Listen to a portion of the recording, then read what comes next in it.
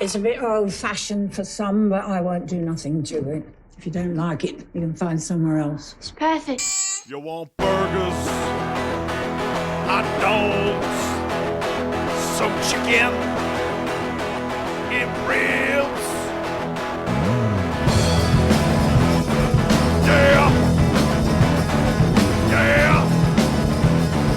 Yeah!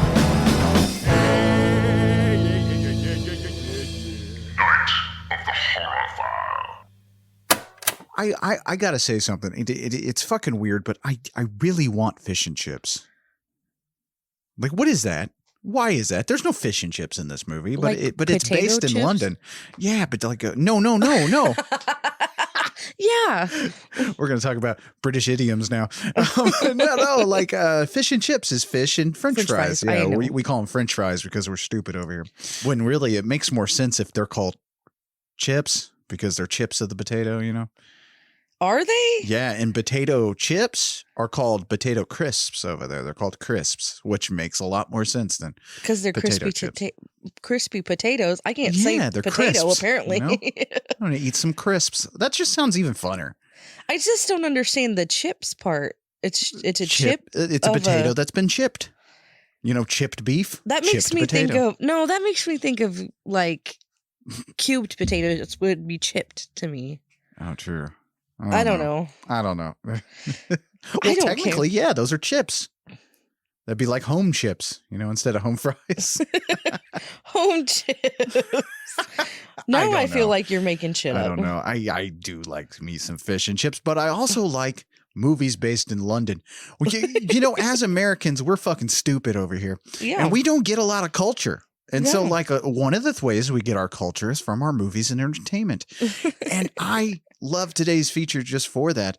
But let me welcome you all to Night of the Horrorphile, a horror movie podcast where I take a horror movie or genre film and show it to my beautiful wife, Brittany, who gives us her input. And we have been covering movies I felt were great in 2021. You know, I wouldn't say the best movies or anything of 2021. I don't like giving things that title, you know? Right. Saying something's the best of it doesn't make much sense to me, or the worst of really doesn't make sense to me because, like, how you gonna make a worst of list of movies? Because it's all subjective to your opinion. Exactly. It's like making the worst socks or something of 2020. Like, what? worst socks. Like, how do you do that? How do you come up with that? But anyway, what did we watch this week? We watched Last Night in Soho. At Soho? In Soho. In Soho. In Soho. Last Night in Soho. Which I don't Not- know why. My not- brain is fried today, okay? and not the city in New York. No. No. The place in London, the happening place, man. It's full of aristocracy and just history and I want to go entertainment. there. I would compare, okay, this is just me. This is a dumbass American doing this, but I would compare Soho in London to Hollywood in California. I was thinking I the would same compare it to thing. kind of that. Only not without the movie kind of stuff, you know? Right. But that's what I was thinking too. Like they have bars and Right. the neon lights. Oh, yeah. and it's- stuff like that. And you get to see all of Soho in this movie. Well, not all of it, but you get to see the main parts because that's really Soho that he shoots in and he films. And at the end of the movie, you get to see pictures of it, which Edgar Wright took during the pandemic shutdown. Well, that's why it's just empty streets, because typically you wouldn't see those streets empty. Right. But no, it is a gorgeous city. You know, I think it's weird because us as Americans, when we talk about, because this movie is very much about nostalgia. Right. And stuff. But when we discuss nostalgia, it's in a different way where we're more lovey towards it. Whereas like when like London and Soho and stuff like that, like there has been a lot of movies like about the bad parts about London in the 60s. I know. There has like, been an they made it sound outrageous- so creepy. There has been a lot of horror movies based on London in the 60s. It's I want to weird. go there and learn this history. Like that makes it so Well, that the movies are portraying this. What I like about London is there's so much history. You know, like that's one of the reasons I've always wanted to go there, because you're talking about something that was That's old, old, old. You know, because we think about America, you know, the oldest we go back to is the Revolutionary War, but you had London existing fucking before that. Right. So like when we talk about stuff that's old, we forget that America's relatively young compared to the rest of the world. Right. You know, where other places. And so I just love the history and stuff. And you can definitely feel the history in this movie, which is really fucking cool. Oh, yeah. But nostalgia, like this movie is definitely an anti-nostalgia trip, but we'll get to it in a minute. Now, the idea for Last Night in Soho came to Edgar Wright in 2007, which he then pitched it to producers slightly before shooting The World's End in 2013. Now, you've seen Edgar Wright movies, whether you knew it or not. I was like, have I? You've seen Shaun of the Dead. Uh-huh. You know, you may have seen Hot Fuzz. I'm not sure. No.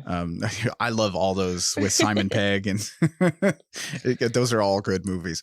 But I don't know. I don't care for Simon Pegg. I think he's weird. You don't? Yeah. Oh, I no. love Simon Pegg. He's like one of my favorites. He's Mhm. awesome. He's such a funny dude. I don't know. And Scott Pilgrim versus the World. He did that too. Edgar Wright did. I never saw that, but why was that our 12-year-old's favorite movie? For a hot minute there, he fucking loved that movie. I know. I mean, it's full of all sorts of anime kind of stuff. It's pretty fucking cool. I like Scott Pilgrim versus the World. Okay. A lot of people who were fans of that comic book didn't really care for it, but needless to say, I'm an Edgar Wright fan. He's one of those directors that I haven't seen a bad movie from. Right. You know, and so for this, Wright grew up in Somerset, London, where he heard all his parents' stories about growing up in the 1960s, which caused Wright to fall in love with the time a bit. I think that happens to a lot of us. You know, we hear the stories of how awesome the 60s and 70s were and all that kind of stuff, and we kind of become enamored with it, or at least I did. Right. For some people, it's the 80s. You know, Right. As horror fans, we can see that definitely. People love the 80s, you know, because that's how they grew up hearing. They grew up hearing all the stories. They see all the movies and stuff like that. For me, it was more the 60s and 70s. But Wright once commented that you were always obsessed with the decade you didn't get to live in, which is, is fucking true. Oh, yeah. You know, we talk about the 90s like, the way I talk about the 90s is completely different. I'm like, the music was good and all that and stuff like that, but the time period, it was not that great. It wasn't. It's not as good as everybody remembers, which is typical of what people talk about in the decade they live in. But when I talk about the 60s and 70s, I'm like, I wish I lived there. You know, you get like a twinkle in your eye about that. But then like when an old timer talks to you about the 60s, they're like, hey, it was not that good, man. I don't know where I was living, but it wasn't awful. good. But let me tell you about the 40s. If I had lived in the 40s, you always get that shit, man. It's crazy. So that's a bit of truth. One thing he noted also was that his mother's memories of the 60s weren't always good. Which is kind of what I just said. That's kind of what happens. One story she told him was about her and a friend getting harassed by a man in Soho, and they just fucking got out of there before things got weird. You know, so it's funny because you always hear that from most of the people that lived in there. They always talk that way, you know, like, you know, like I heard from a dude who grew up in the 80s. You know, he was a teenager in the 80s. He was like, nobody gives it that much. Nobody ever talks about how fucking brown everything was in the 80s. He was like, everything was beige and brown. That's why the 90s was so bright. Yeah, but then when I think about the 90s, man, there was so much flannel. Like there was a lot of flannel and a lot of burnt orange. Yeah. Like that's what I remember from the 90s. I don't remember all these weird colors and stuff. And then people are like, remember the cups from the 90s? I'm like, yeah, kinda. Those were shitty. Yes. Why are you guys so reminiscent about the fucking Solo cups in the 90s? I don't know. There was a lot of color in the 90s, but maybe because you're a boy But us girls, we had Lisa Frank. Oh, you did have Lisa. I was so jealous that I couldn't like Lisa Frank. You could like Lisa Frank? Oh, no. I would have been a queer, which I am. So I should have just fucking went with it. Right. But we had Lisa Frank. We had gel pins. That's true. You guys got all the cool shit, man. We got Power Rangers, which was like colors, but not, you know, super awesome colors. But anyway.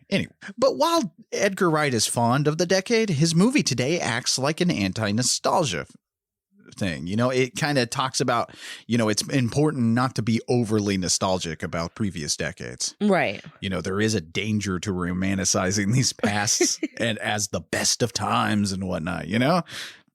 But also today's story is also about it's an old story. You know, this is a story that we've heard before. A girl goes to London to make it big and finds herself in hell. Only, you know, substitute Hollywood for us Americans. Right. So it's a traditional story. And I love how this movie plays with that old stuff and new stuff. You know, I'm a big fan of that, how it balances it all out. Oh, yeah. And we'll talk as we go. I have so much to say about that. Yeah, we'll talk as we go.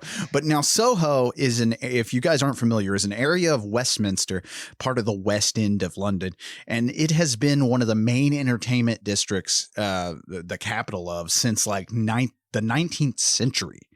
You know, oh, wow. So that's how old this place is. And like I said, you definitely feel it, which is something I really love about this movie, you know, its setting, you know. But today's feature, I think that setting really helps with like the ghost aspect of it. Yes. You know, it makes it feel like, you know, you're viewing one story, but like how many other ghosts does this old city hold? You know, It's kind of like that, kind of.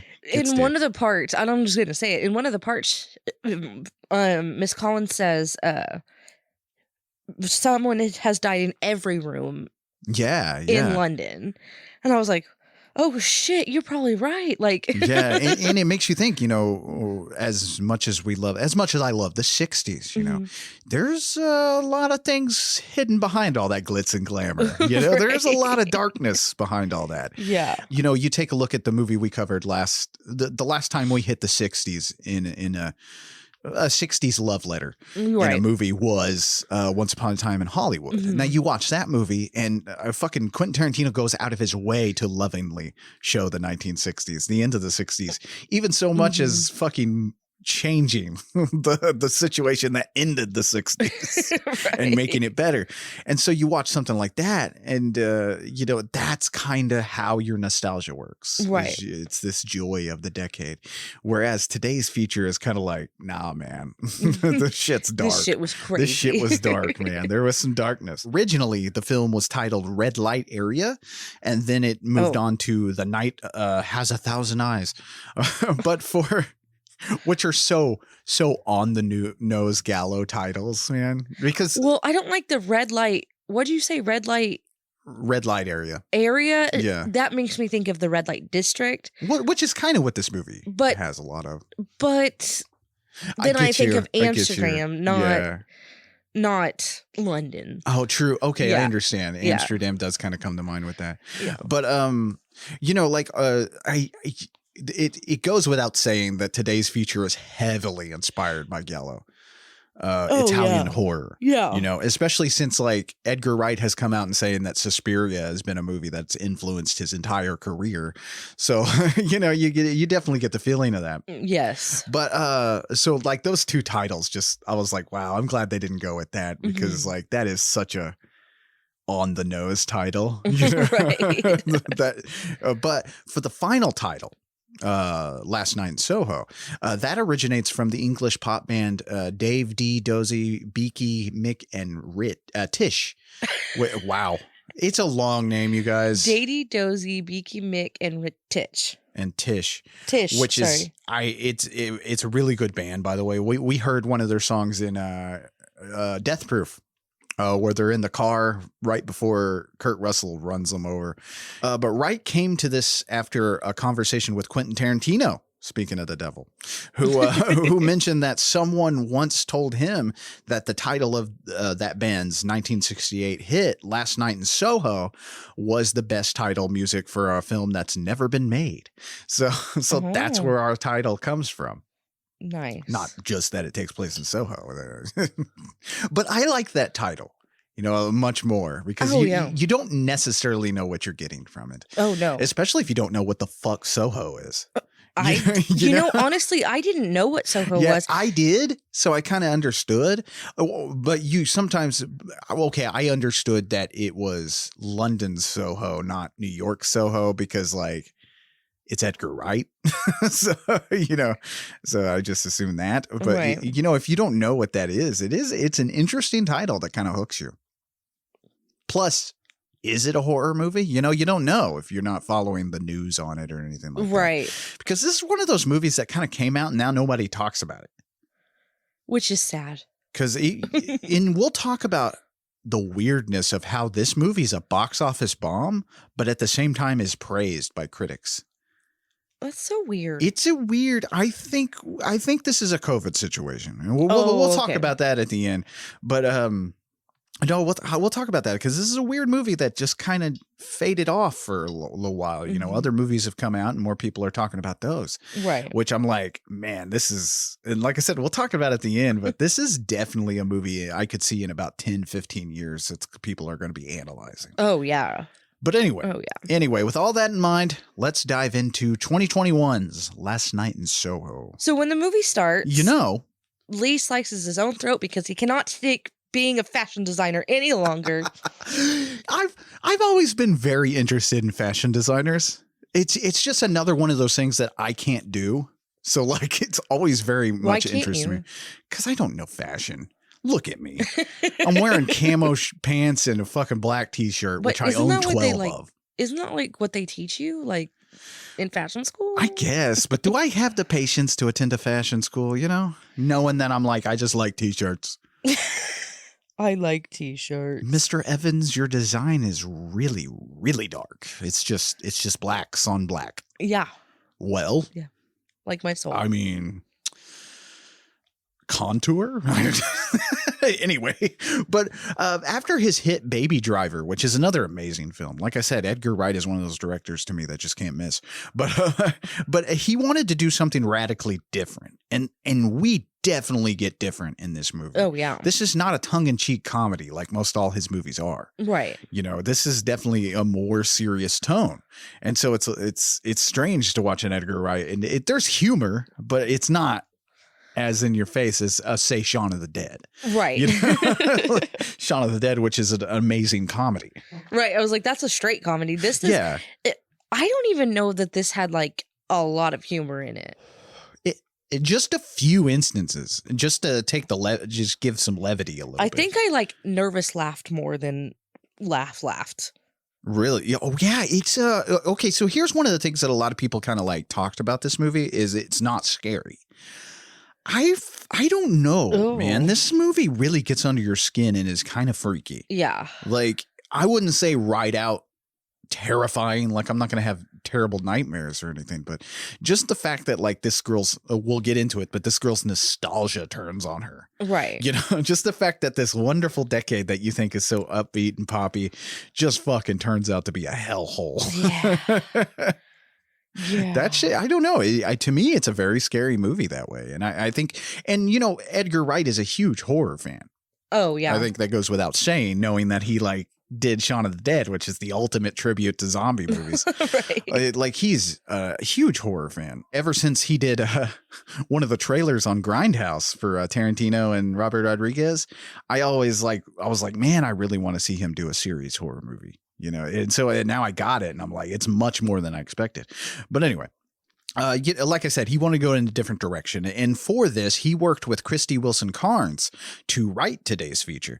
Now, Wright met Wilson-Cairns through director Sam Mendes. And Mendes and Cairns had worked on the movie 1917 from 2019 together. It's a very good movie. I like Sam Mendes. Hit and miss with me, but some of his movies are very good. Right. But Wilson-Cairns actually worked at the bar we have in today's movie, the Toucan. The Toucan in Soho for like 5 years. And in 2016, Wright and Wilson-Cairns were on a bar crawl in Soho. They went on this bar crawl, which is something he kind of depicts in The World's End, where they go, the whole movie is based on them trying to recreate this bar crawl they did when they were younger. Nice. But they do that, where you hit different pubs, get a drink from each one and try to complete the bar crawl. Yeah. And so they were on this and they ended up, the last place they stopped at was a place called Trisha's where Wright pitched the story to her and it kind of took off from there. But like I said, it is a definite stepping out from his usual filmmaking. Right. And I think it really pays off here. I agree. The cinematography alone in this movie is fucking gorgeous. Like, just in the use, I'll talk about it later on, but the use of color is huge too. I gotta say, watching this, if I wouldn't have known that this came from 2021, I would have thought that this came from like, I don't know, the early 2000s, late 90s kind of feel. Really? You Like, get that feel from it? kind I've of. noticed a lot of people, when they watch this movie, they get a different feel each time. Each Yeah. person gets a different feel from this movie. Like some people, like me, get the feel of an Italian horror movie, like Suspiria. Oh, yeah. But I wonder, see, that's the thing is like, I wonder if I feel that way because I've watched so many movies based in the 60s that were made in that time frame. Yeah, true. You see what I true. mean? Yeah. So like, I don't know. Maybe that's where I'm getting confused. This movie is not something a lot of people do. Well, not a lot of people these days do. You're right. Because like Yeah, we're these getting the days, 60s yeah. and we kind of talked about this on Once Upon a Time in Hollywood. It's a decade not a lot of people go back to anymore. Right. It's kind of like after Forrest Gump, we were done with the 60s or something. but there's a lot to explore in there, especially Yeah. with our setting today being in London. It's a whole different area of the 60s to explore. There is a definite, if you love history and stuff and you watch all these documentaries like I do, there is a definite American feel of the 60s and a British feel of the 60s. yeah. There is a split difference. Yeah. And it's intriguing. I find the London 1960s even more intriguing than the American 1960s. That's because America's plain. It is. Yes, you're right. It's almost kind of plain. I mean, not saying the 60s were plain in America. There was I love the 1960s in America, but like the London 1960s, there was so much culture going on because you got to remember, like London, unlike American in the 60s, there was a lot more of a culture melting pot in London at the time. Right. So when the movie starts, we meet a girl named Ellie or Eloise. Mm-hmm. She's a young girl that lives with her grandmother and seems to really love the 60s. She sees her mom in the mirror and she can talk to her. We quickly realize that her mom is dead. Whatever. Whatever. She's insignificant. Not really, but kind of. She weighs heavy on the plot because of the mental aspect of this whole thing. Right. But her grandmother, Peggy, gives her an acceptance letter that she got accepted to the London College of Fashion. But before she goes, Peggy reminds her that London is a dangerous place and there are dangerous people. And Ellie just kind of plays this off. She's like, it's fine. I can handle myself. Yeah. Which it sounds so much like my mom. Yes. Like, oh, that's a dirty place. That is scary. They kill people there. And I'm like, Mom, they kill people in our town. What are you talking about? Right. And also her grandmother says something to her about she doesn't want her to have an issue like she had before, basically hinting that Ellie, I'm assuming, okay, that Ellie had some kind of mental breakdown before when she could see her mother in mirrors and stuff. Yeah. There's a heavy play on the, well, we'll get to the mirrors in a minute, but like, there is a heavy play on something has happened. She's been seeing her mom and stuff, and the mental breakdown and stuff might be happening.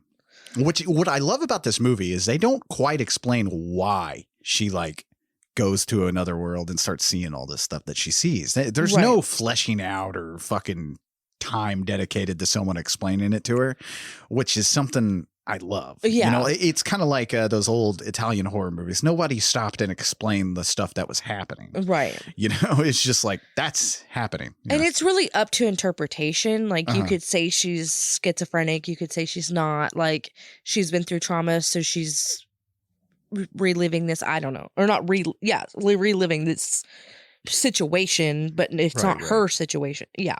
Now, Thomasin McKenzie, who plays Ellie here, which, by the way, I am just like, I got infatuated with her in this movie, not in a weird way, like a sex thing or anything like that. Right. Like she is a very pretty girl, but like she plays this character so good because I mean, technically this is a country mouse, you know, coming out to the big city and stuff. That's the basics of her character. You know, Edgar Wright, he got his attention, or she got his attention by her performance in the film Leave No Trace from 2018, which in that movie, she plays this she gives this natural performance, like a natural person. Like, I think that's what's so important about this character and her evolution by the end is like how normal she is. Like, Right. just normal. She is very normal. Yeah, and she's like, kind of quirky in the way she talks and delivers lines and stuff like that. That's another thing that I loved. mhm. You know, because you get the feeling this is little girl in the big city. You know?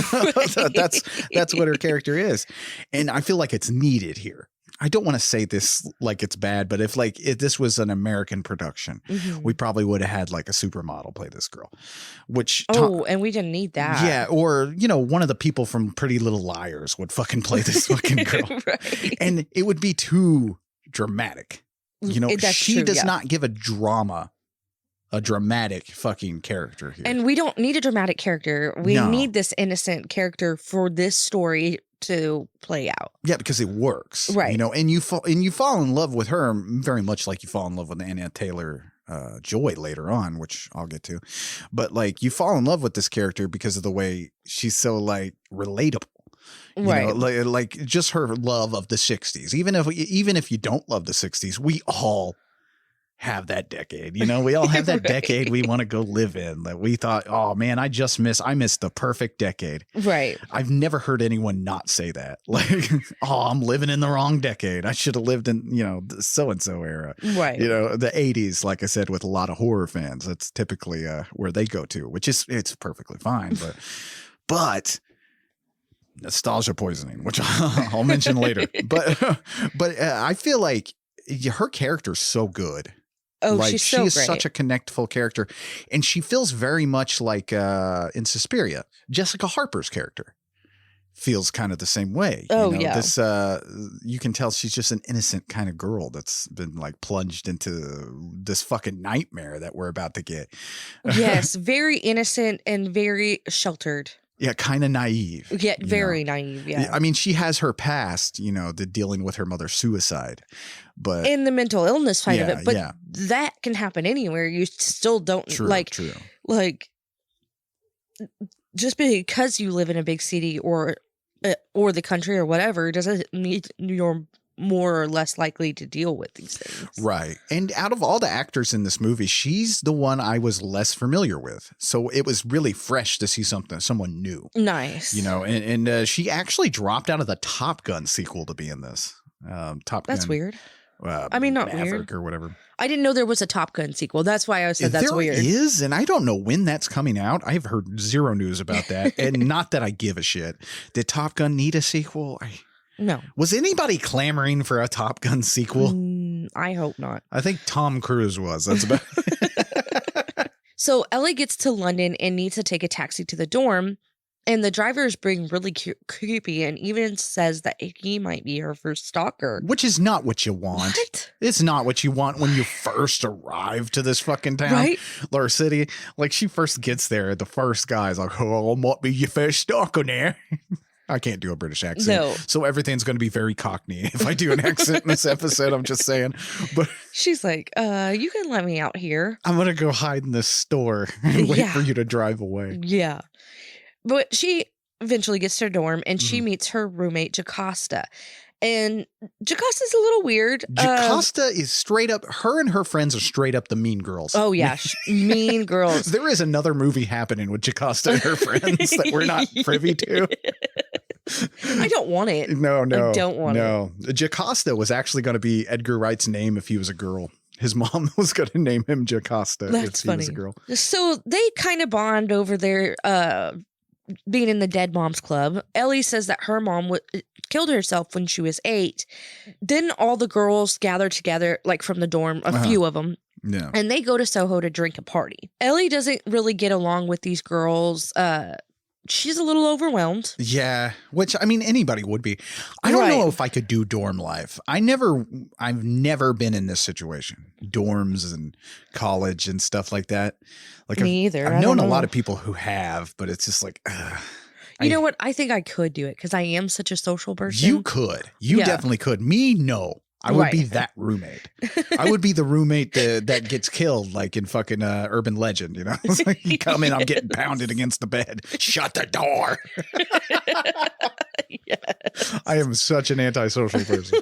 So she goes in the bathroom and the other girls come in and she overhears them talking and they say that she just said that her mom died for attention and that by the summer she'll be slitting her wrists. God damn. Fuck you, Jocasta. Like I said, there's another fucking movie going on.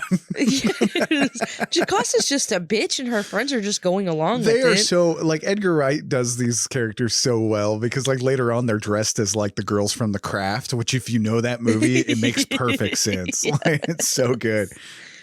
So she walks home, and on her way home, she makes eye contact with a man that looks at her creepily. Which I don't know. Like, I feel like if Terence Stamp came out of a place called Girls, Girls, Girls and looked at me across the street and smiled, I would shit my pants. Terence Stamp is frightening. But yeah, we do get some Terence Stamp in this movie, and listeners will know him from a ton of great films like The Limey and fucking General Zod from Superman. But also he's if you don't know him, that's okay, because he's a much bigger presence in British film, TV, and theater, especially during the 1960s, which this movie is chock full of older actors from that time's period specifically. Right. What's awesome about this is Edgar Wright goes way out of his way to make you feel the Soho ambience.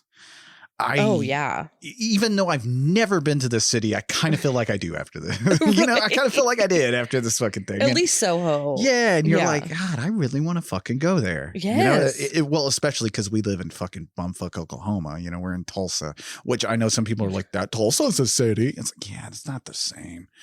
Hey, it's not the same. We don't have cobblestone roads. No, we don't have anything cool. We had light up bricks downtown at one point, but now they're like pasting them over with concrete. I don't know what's going on. Light up bricks. Yeah, over. Have you ever been? Okay. Are you talking about the center of the universe? Yes, in Tulsa, there's a place called the Center of the Universe, and at night there's these bricks that you can step on, and they light up. Right. I don't know if they do anymore. A lot of them are broken. Yeah. Well, that's another problem because our people it. suck and they don't care about the city, so they just like fucking break everything. Yes. And the city's one like, of the coolest places is the center of the universe. Yeah, and the city's like, whatever, just fucking post like fucking concrete over and over.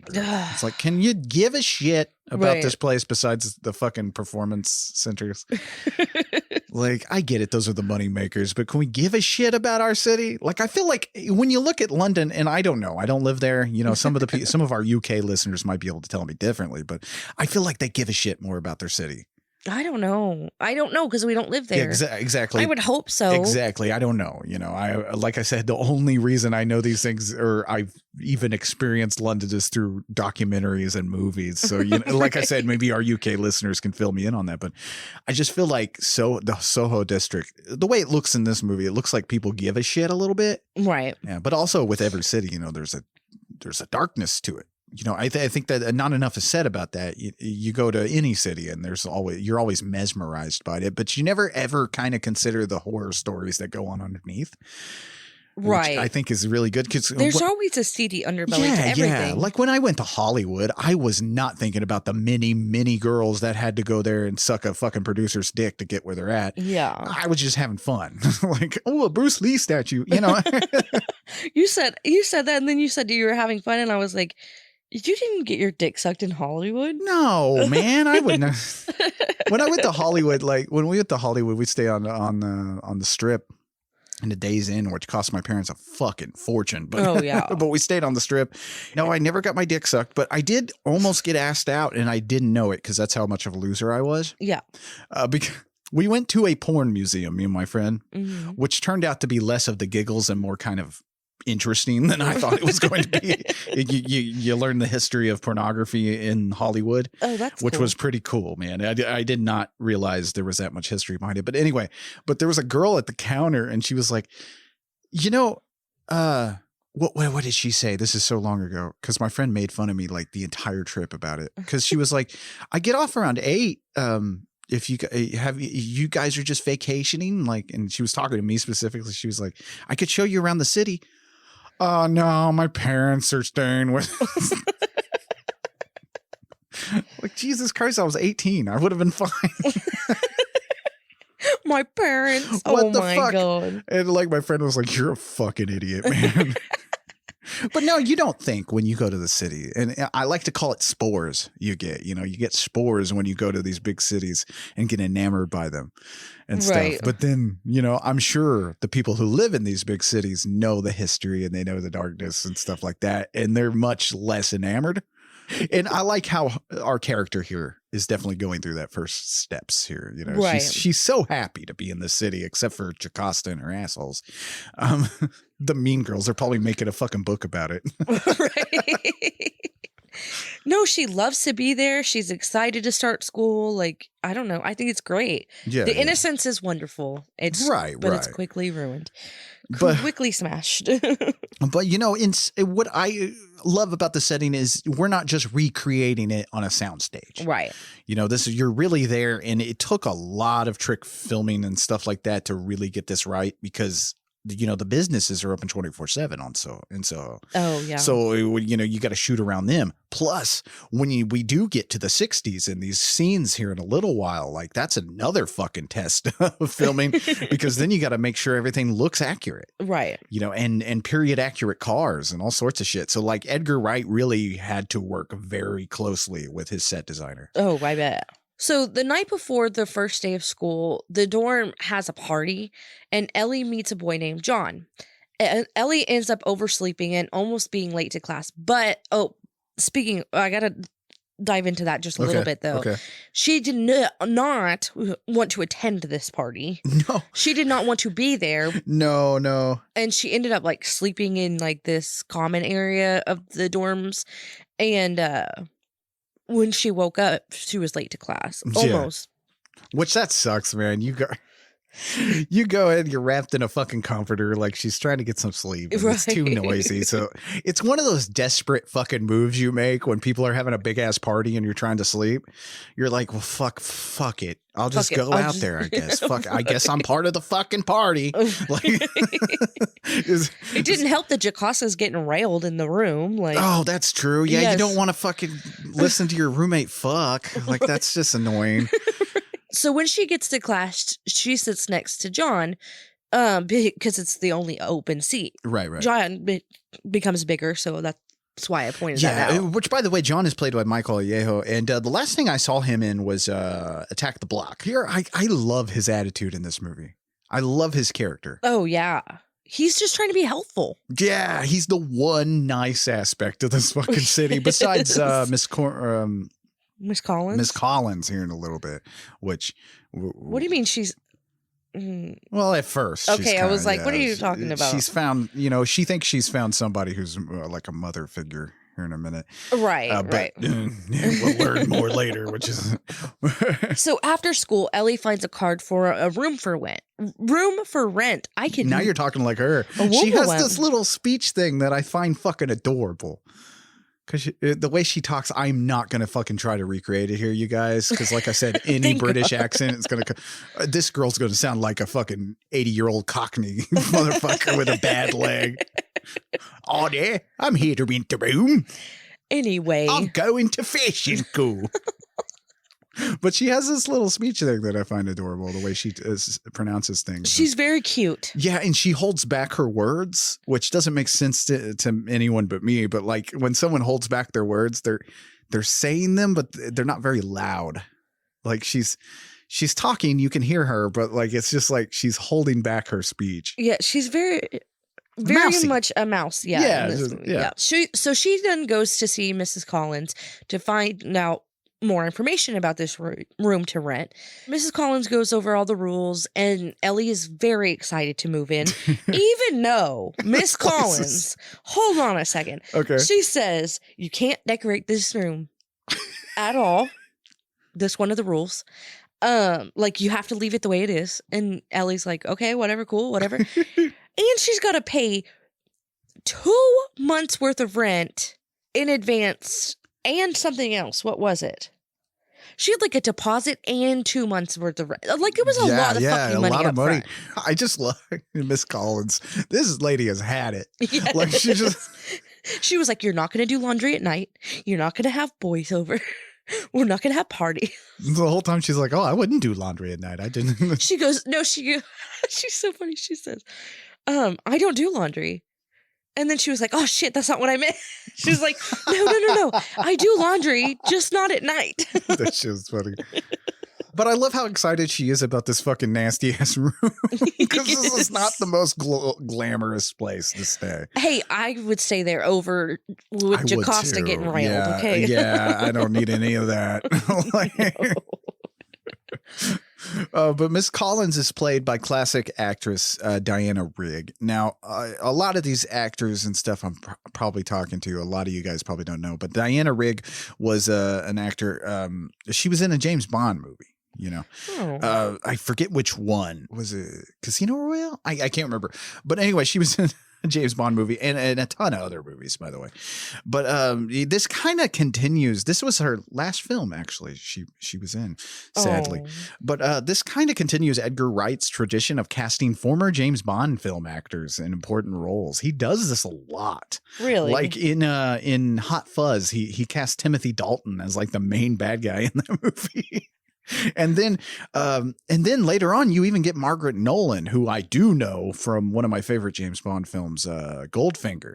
She's here and she plays the barmaid at the Toucan that hires her. This was her last role too.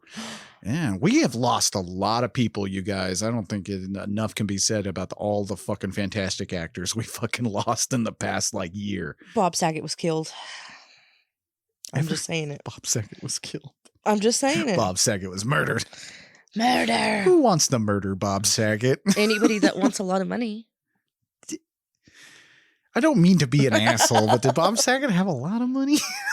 Yeah. You could murder Jeff Bezos. Like he's right there. I mean, that would be awesome. His head is a target. But the thing is, okay. Wait. Don't go murdering Jeff Bezos and blaming it on this podcast. Right. But hold on a second. We're going to get into this for a second. Free lifetime of t-shirts. Free lifetime of t-shirts. No, hold on. Let's get into this for a second. I know this is really a shooting the shit conversation, but anyway. Okay. No, you don't want to go too big. You get caught faster, but you don't want to go too small because you're not going to get a lot of money. So you killed Bob Saget? In the middle, yeah. He's a very middle of the road actor. Can we get back to London? Yes. I'm saving this topic for shooting the shit, okay? More on Bob Saget's maybe murder on shooting the shit this week. Now I just made myself have to do research. Anyway. Oh, God. Anyway. Ellie's first night in the new room makes her dreams take her back to the 60s. Yes. She goes to a place called Café de Paris, where she kind of is, but sees a woman named Sandy. It's fucking cool because a lot of this is enacted by mirrors. Right. The thing is, when she sees Sandy, she is Sandy, but only for part of it. It's hard to explain. Like it is very trippy though. The way Edgar Wright shoots this and has it look and stuff like that. It's a very trippy kind of scene. Yeah. Like, and this is what I say, like, kind of reminds me of Suspiria and stuff a bit. It's not like way out into fucking drug paranoia feel. Right. Not till later. It is very cool the way he does this. And I don't know. So she is Sandy. She's not Sandy. There's Sandy. Okay. So Sandy wants to meet the owner of Café de Paris because she wants to find out if she can sing there. Well, the owner isn't there, so she is directed to a manager named Jack. Which is it pronounced Café de Paris? I want to say that. That sounds fancier. You know, Café de Paris. You know what? That might be what it's called. I have an Oklahoma education. We're in Oklahoma. It's Café de Paris. We're going to Café de Paris. Café de Paris. Where's the Olive Garden? Oh, the drink she orders there. Speaking of James Bond, the drink she orders is a Vesper, which was created by Ian Fleming for the 1953 James Bond novel Casino Royale. Oh. But I love this fucking. When you go back to the 60s, man, it's so cool because she's in this fucking room, right? Yeah. That's just mono and flat. You know, and once you enter like her 60s visions and stuff like that, it's so fucking technicolored.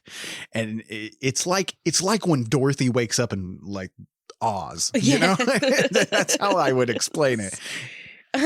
Yes, because they're in the Cafe de Paris and there's dancing and there's singing and they're drinking, they're having a good time. I don't know. It's just it's almost magical. Yeah, the movie gets bigger too at these points. Yes. Like it expands because like the first part of this movie is just a fish out of water kind of thing going on. Right. Like she calls her grandma. She's kind of crying, you know, she wants to go home. You know, it's just the normal stuff. But then when this hits, that's cool, man. Yeah, it really, really is. And like I said, it's not explained. Like they don't waste time. He doesn't waste time explaining to you how she's getting these visions. Right. It just fucking happens, you know? And that's the movie. You don't need to know how it happens. You don't need to know how this happens. No. You know, because like I ran into somebody online who was very confused by this, and I didn't know why he was dwelling so hard on it. Coming from someone who dwells on aspects of movies, I didn't understand why you would need to dwell on that aspect. Because like the thing is, like, it's because he was like, well, was it ghosts? Is it visions? Is it her mental capacity? It is whatever you want it to be. It is. Like, it's just there. I don't get stuck on that. Right. So Sandy tells Jack that she sings for a living and he wants to know if she can dance too. So they go to the dance floor together and they're dancing or whatever. And Jack goes to get Sandy a Vesper. Uh-huh. Another guy is mad that she turns him down for a dance and he calls her a slut. Well, he calls her lots of names. Yeah. But slut really set Jack off. So, set Jack off. Sorry. When I said that, I was like, oh, wait. Oh, potty humor. Sorry. We're bad. My brain is in the gutter. We're bad at this. So he punches that guy. Which kind of makes sense later on that this guy would assume that Jack is with a prostitute.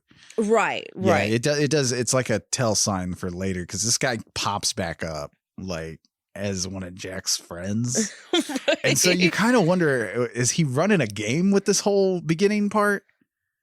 Because he kind of he makes her fall in love with him. Yeah, because he's fucking dashing. He's Matt Smith. It's Matt Smith, which I'll talk about Matt Smith later on. But like the dude's ugly hot. I don't know how to explain it. Yeah, like you know what I'm talking about. He's very dashing and romantic and stuff like that. But then he slowly turns into this fucking monster through this fucking movie, which I was shocked. Whoever this guy is, this actor Matt Smith, he's a wonderful. He needs to play the Joker. He is a very good villain. Yeah. And he's, which I'll discuss. Well, no, I'll discuss it here. Fuck it. But he's kind of playing against type here. Matt Smith is, because normally we're used to seeing him play good guys and stuff like that. Oh. And things. But every now and then he pops up as a villain and he's fucking magnetic. Like the first thing I ever saw Matt Smith in was Doctor Who. He plays the 11th Doctor, my favorite Doctor, in fact. I stopped watching Doctor Who after he left because I was like, I'm good. But that was enough Doctor Who for me. 3 doctors and I'm out. Right. Like, I'm done. Wait, you said 3 doctors, but he was Doctor 11th? 10th, and 11th. 11th was Matt Smith. The 10th was... I don't care about all that. Oh. I don't care about all that. And what I'm asking You're about to jump into my Doctor Who knowledge. No, what I'm asking is, you said 3 doctors and that's enough, but then you said 9, 10th, and 11th. Doctor Who is a character. He's a character that has different iterations of him. I understand that. Like he takes different forms. But it doesn't start with 1, 2, 3? Well, it does, but you're talking when you go to Doctor Who Part 1 or whatever you want to call it, that's back in like the 60s or 50s. Oh. This Doctor Who has been going on for fucking centuries. I did know that. That's why I was confused about what you meant. He's the 11th iteration of the Doctor, I guess is what easy thing. But yeah, I loved him. He's such a good performer. He's such a good. I just confused Brittany with Doctor Who. Don't get into Doctor Who because you'll be confused. It is I still don't know some of the stuff that's going on. That is a lot. That is a lot to take in. You know how like sometimes you'll find a fandom that you're like, this is kind of cool. And then like you hear everybody talking about it and you're like, you know what? It's too late. Marvel. It's like I'm too late to the ball game. I'm not getting into this. Yeah. I'm moving on to something else. Marvel. Doctor Who is the exact same way. Yeah. But no, like he does. He's playing against type here as this fucking just horrifying dude. Like he's scary. And the last thing I saw him in that I found him very scary was I can't remember the name of the movie. I caught it on HBO or something one night. It's streaming. I just turned it on. I forget the name of the movie, but he played Charlie Manson. He's not a good Charlie Manson, but just the character he is in that movie is fucking frightening. Right. You know, so yeah, you're right. Like they should put Matt Smith in a Batman villain role. Yeah, or something. and maybe not Joker because we've had enough of those. Yeah, we have. But who's that villain with the question marks? The Riddler? Oh, he would have made a perfect Riddler. Yeah, that's a great really idea. who I was thinking of. But Joker came out of my mouth and I was like, no. Well, because even in these early scenes, he's kind of menacing. Yeah. Like he's very scary. Because you get the feeling that like, at first you're like, well, this is sweet. This is a nice kind of like love story at first. But then you just get that squirmy feeling underneath, you know, that you're like, this guy's fucking slimy. Yeah, because he is. Yeah, definitely. So Jack ends up driving Sandy home and Sandy's very confident. She's like, I am going to sing here. I am going to be a star, blah, blah, blah, which is great. You know what? Be confident. Like, I think that's amazing. Yeah. And that's the story we've seen this a million times and stuff like that, which I have to applaud Edgar Wright for making this fresh, even though it is an age old story. You know, there's been so many movies about somebody going to the city to make it big and they're determined and shit. And they're just, oh God. Right. So then Sandy gets home and we see that Sandy lives at the same place that Ellie lives now. Right. But just in the 60s. Same bedroom and everything. Same decorations because the decorations haven't fucking changed. Now, for Thomasin McKenzie, for her prep work, Edgar Wright had her watch a list of 50 films, some of his favorite, including Dario Argento's Suspiria from 1977. Wow. Now, a lot of films have obviously inspired today's look and feel, including, you know, Don't Look Now from 1973 and Repulsion from 1965. Now, I know a lot of you horror fans have seen Don't Look Now from 1973, but I don't know if a lot of you have seen Repulsion from 1965. That movie is something you have to check out if you haven't yet. You'll love it. If you dig Suspiria and all these other movies and stuff like that, you'll fucking love Repulsion. But the whole time, I think in this movie, out of all the movies, I really get a Suspiria vibe. You know, maybe not so much the music, you know, Suspiria is its own thing. I'm not saying this movie rips off Suspiria, but it does feel like it. There's even a scene later on where she's wet, you know, it's been raining and stuff like that. That sounded dirty. Why are our minds in the gutter tonight? I don't know, but you didn't have to say it like that. She's so young. I'm not even thinking about her like that. Please don't. I know. I wasn't either. She's like 20. That's just weird. I could be her dad. I understand. but no, like her hair's wet and stuff like that. And she's in this bar and she's lit by red, you know, and her mascara is kind of running a little. Yeah. It feels like a direct scene from Suspiria. With the colors. Yes. The color use in this especially. You know, the pinks, the reds, like anything that's scary happening is usually red. You know, the colors red pop up and stuff. And danger. And later on, you know, when she's trapped in that room with all the dead dudes, we'll get to that. But like I love the color choice of the phone. You know, it's all this stark reds and like pinks and stuff all around her up until the point where she's reaching for the phone that's green. It's this like bright green phone, which is very interesting to me. But just the color palette and the choices and stuff are very, very cool. and it, like I said, it gives you that Suspiria vibe, which has to, you know, it has to be a throwback to the Italian Giallo. I would think so, yeah. Yeah.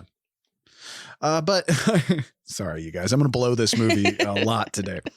But another thing is it scares. You know, we kind of touched on how a lot of people said that this movie isn't scary. It's not quite scary. And I don't know I guess it takes a lot to scare people nowadays because this movie I watched alone in the dark and I found it very scary.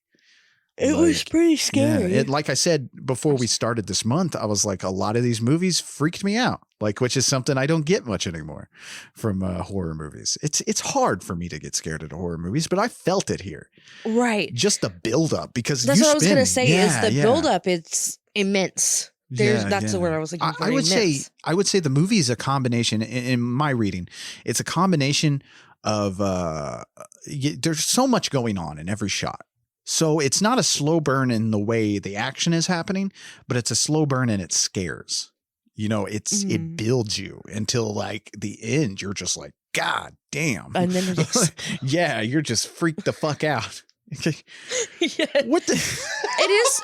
That's the thing is like, even from the beginning, the way that they talk about London makes it just seem so creepy, and it just gets worse and worse and worse as we go. Yeah, which is that anti-nostalgia thing. You know, nostalgia is great. We all have it. It's fun.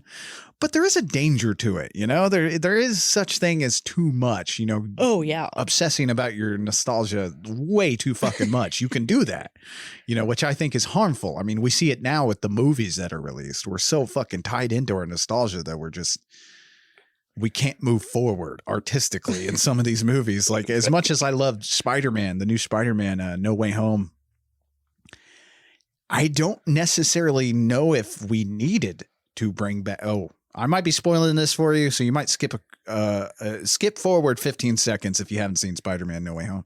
But like, did we need to bring back Tobey Maguire and Andrew Garfield as Spider-Man?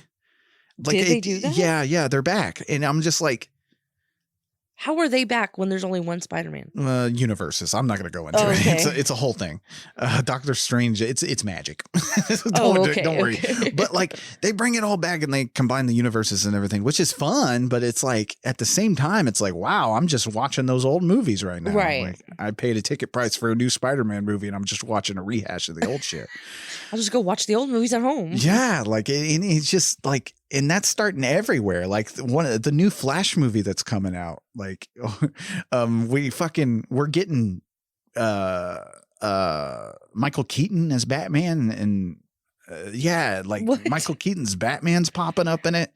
I'm like, I don't need this in horror movies. Even horror movies, you know, we're looking at, which today's feature is very much a throwback to the old style horror from like the 70s and 60s and stuff. But at the same time, this movie feels fresh, as unlike some of the other movies that come out that people really want to fucking recreate things from the 80s or the 70s, and it just looks like a copy. It's like, let's move forward. Let's create new. That's why I hate sequels so much. Yeah, sequels, even prequels, though whatever the fuck. Even remakes. though I do like some of the sequels that have been coming out in the horror franchises and stuff like that, legacy horror franchises. That's right. Fine. But I feel there's just so much that is a prequel, a sequel. Yeah, I'm still not clamoring for it. No. You know, like Scream that just recently came out. I'm excited to see it. I really do want to see it because I like that franchise. But at the same time, I could have cared less if they ever brought it back. Right. Like why do we have 13 fucking of anything? Yeah, or the new Texas Chainsaw Massacre movie. I think people were a little underwhelmed by my experience with it, because I was like, I loved it. I was like, but at the same time, I didn't need it. And I'm okay with this franchise dying. Right. Like, I'm totally okay with it, because they're not going to give me the Texas Chainsaw Massacre I want. So I've moved on from that. But a long time ago. Yeah, but like we're poisoned at this point with nostalgia. Right. You know, like we're fucking Boba Fett is back. Fucking all these things are back and shit. We're not getting into a Boba Fett conversation. No, go subscribe to Shooting the Shit if you want to hear my bitching about Boba Fett. But even that is like, we're not creating new. Right. Like, we need to create new things. Like, we can't keep going back. It's fucking weird. Yeah. To me. I mean, a lot of people like this though, you know, so I'm not, if you enjoy this, all this stuff I'm bitching about, that's perfectly fine. I'm not hating on you. I really think we need to get off of it and move on. I agree. So Ellie wakes up from this dream, I'm using air quotes here, and she's super happy. Mm-hmm. She goes to school and starts drawing the same dress that Sandy wore in her dream. And it's a very pretty dress. It's pink. It is. It's kind of pretty. sheer on the outside, and it's like one. I don't know how to explain it. I don't know what kind of I'm not a fashion It's designer. like a Valley of the Dolls kind of dress, if you guys know what that is. Valley of the Dolls type, like pink. I don't know. It's 90s and gorgeous. Yeah, it's great. Anyway, so she tells John that the 60s calls to her, and because they're talking or whatever. Mhm. And John asked her out on a date, but she says that she has plans. This is where we see that she goes home and makes herself dream again. Yeah, because she's so enamored, she wants to go back. Right. You know, which it turns out not. Well, we're getting there. Yeah, we're getting there, but like my biggest thing is like it's not good to go back. Not all the time. No, Like, no. yeah. Just let it be. Yeah. Okay, so this time in her dream, Jack picks Sandy up and takes her to an audition at the Rialto. Mm-hmm. So she sings downtown, and I absolutely love this. I love her singing and all of it. The rendition of this, or the version of this downtown. Oh, yeah, Petulia Clark's Downtown, which Downtown. it's one of those songs that's just like, does anyone not like Downtown by Petulia Clark? I It's don't such know. a good song. I agree. I love it. Yeah. And it was stuck in my head for a couple days. Me too. I've been singing it all day today. So Jack and Sandy decide that he is going to be her manager, and they're going to start dating. Yay, that's never good. No. Now, Anya Taylor-Joy, who plays Sandy here, and we have seen her in a movie before. I've seen her in a bunch of movies, but you saw her in The Witch. She plays the girl that wants to live deliciously at the end. Okay. But here, she plays Sandy, and just like McKenzie, you know, McKenzie is going for like a naturalistic approach. Taylor-Joy, who Wright became aware of actually because he was judging during the 2015 Sundance Film Festival where The Witch premiered. Oh, okay. And stuff. He became aware of her there, but you know, she's a mix of that, but also she's haunting and a femme fatale. She is a cool character to get behind. Yeah. Not just a vision of this girl, you know, like that's another thing. Like this character could have very well been lost as just a vision, and you know, you unravel the mystery, but it could have just been, I don't know, girl Just from a the dream. 60s. Yeah, just a dream. Right. But I love how he fleshes her character out. Yes. And, you know, now originally these flashbacks or dreams, whatever, weren't supposed to have dialogue. They were supposed to be kind of silent. But Wright and Wilson, you know, they kind of felt, Wilson-Cairns, they really felt like, you know, the only way this story fucking works is if you fall in love with Sandy. Right. Because, you know, when you find things out at the end and stuff, it requires some sympathy. Right. You know, you're required to have sympathy for this character at the very end of this movie. Mhm. And if you don't fall in love with her, she doesn't talk. Maybe she sings during these flashbacks, fine. But like if she doesn't talk and you don't fall in love with her character, you absolutely would hate this person at the end of the movie. Right. And right. it all falls apart. You know, it would all fall apart and you're not caring at that point. Right. So like it very much, you know, making her talk and having her be her own thing is very important to the plot. But, and you really do fall in love with this character. Oh, yeah. Totally makes the ending and the twist much more poignant. One thing I wanted to talk about on this movie, because you were talking about singing or whatever, is yes, there's singing in this movie. Sandy sings a lot in this movie, but it's not a musical. You were kind of fearful of that. I was. What made you think this was a musical? I don't know if it was like Ellie being this like girl going into the big city kind of thing. You just see, man, this musicals, really could have taken off into a musical. You're right. That's what I'm saying is like this could have been a lot of musicals start like this. Yeah. And like Sandy wanting to be a singer and stuff like that. It really could have been, and I am so glad it wasn't. You were not prepared for another musical. No, I do not want to do a musical. Luckily, in the horror genre, we don't have too many of those, so we won't be covering a shit ton of musicals. Right. I like musicals, but they are definitely not my favorite. It's fine. It's They're fine. Yeah, they're fine. I'm not a big musical fan. If it's music that I'm really into, yes, I'll really enjoy that movie, like the Rocky Horror Picture Show or fucking Phantom of the Paradise. Great, great with that. But like, I'm not someone to just turn on a musical all the time. You don't see me watching West Side Story like 24/7 or something. So no, I was really glad it wasn't a musical. I did enjoy the music in this. Yeah, which that really is on Anya Taylor-Joy singing that song here. Oh, nice. Downtown. She does so many renditions of it too that you hear throughout this movie. Yeah. And that's her singing that as well. Mm-hmm. She does the entire track on the soundtrack, in fact. But she was very excited because she said that like music from the 60s is what got her loving music. This time period is what got her into music.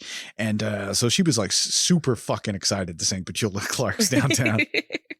Can I find this on Spotify? It is on Spotify. I was listening to it earlier. Yeah.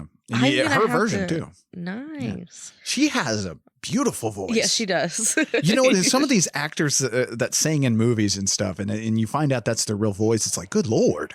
Right. Like if you wanted to retire and just sing, you could do it. Right. Like, she has a great voice, just like Hugh Jackman. I always say like some people are like, so random. I know that was really random. I'm sorry. Hugh Jackman. Hey, just like this big beefy Australian guy's got a good voice. no, but like like he's someone that you wouldn't think is a great singer, but he has a wonderful voice. Yeah. So the next day, Ellie wakes up and she goes and gets her hair dyed blonde and cut like Sandy's. At school, she's explaining her dress to her teacher, and her teacher seems to really like her ideas. Right. Because she says she fits the dress to the wearer of the dress, yeah. the model. She's not like, which I don't know, maybe if I knew more about fashion, but I guess like a big thing is like not to not to have the model have to wear the dress, but it's fitted to them and stuff like that. Right. And this is like I said before, like this is Sandy's dress, and she's imagining Sandy in this dress. Yeah. Because she saw this and she was inspired. Right. So Ellie then goes to get a job at a pub, and in the pub she sees that old man from before, and he stops her outside the pub and says that she looks familiar. Well, Ellie's freaked out, so she just runs away. She's like, what the fuck, and runs away. I fought Superman and an ape.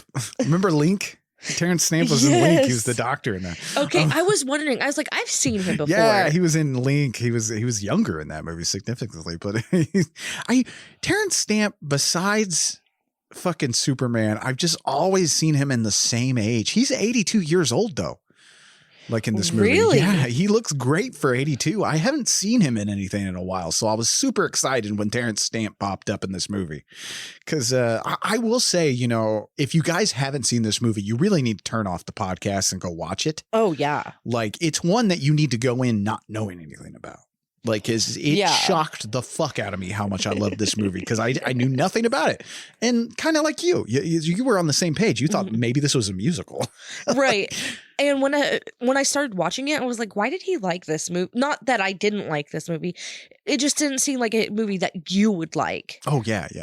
But now it makes sense. Well, after watching at first I'm kind of questioning, because I'm like, wow, this is really different from normal Edgar Wright. And I was like, I don't know. Right. I don't know. But then it takes off, Right. 10 minutes into it, I was hooked. Yeah. Because you don't really watch movies about girls and fashion design and shit like that. That's not what this movie is centered around. It is a plot, but it's not centered around that. No. So I do love. It made more sense as I started watching. Yeah. I do love the fashion aspect of her. I think that's really cool. That seems like something somebody like Ellie would go into. Right. We talked about this on our last episodes. You don't get a lot of these kind of characters that are in the arts. Right. Like fashion. And last week it was painting and stuff like that. I don't know what that is. You brought it up and I was like, yeah, you're right. I enjoy this, like when their profession is like artist or something. You used to get this a lot in older movies, but like I think because I don't know if it's an American thing or what, but like we lost our passion for art. Yeah, and now I feel like it's coming back, and I love that. Oh yeah. like the arts depicted in anything. Yeah. Movies about filmmaking are my thing. but the toucan here, this bar. Now, Terence Stamp was watching Wright set up a shot right outside with the stairs and stuff. And when Stamp saw it, he was like, these steps are not fit for a movie. And the toucan took that. And they now have a plaque on the stairs that say, these stairs are not good enough to be in the movies. Terence Stamp. That's awesome. But this is my kind of fucking bar, man. Yeah. The toucan is my bar. It's just kind of quiet. Yeah. Like, it's sometimes, even when it was packed, you know, we get to see it packed. Like, even when it was packed, it's kind of quiet. Like, Right. everybody's just minding their business, drinking. But I have a question. Why is there a bar upstairs and a bar downstairs? Well, it's 2 levels, you know, because it's a small building.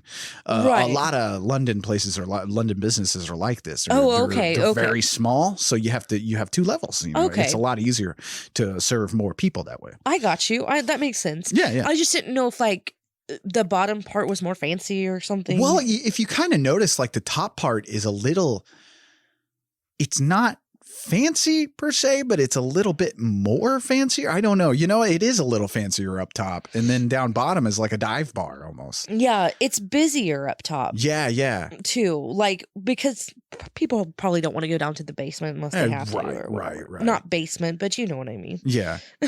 Which earlier in the movie, I gotta touch on this because that fucking thing that dude says is so schwarmy and creepy. I got stuck on it for a minute when I first watched it, where he goes up to Jocasta and he's like, my dick is dead, man. Can I bury it in your ass?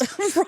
It's like, what the fuck? I know. And they throw around cunt in this movie, and I guess they probably do that in London and stuff. In British, cunt is like our asshole or something, like, you know, calling somebody an ass or a bitch or something. Cunt is like the thing. I was like, they're really throwing that word around. It's really funny because a lot of like it seems like more Americans are more offended by the word cunt than and I'm sure somebody's like, oh, they're saying cunt, I'm turning it off.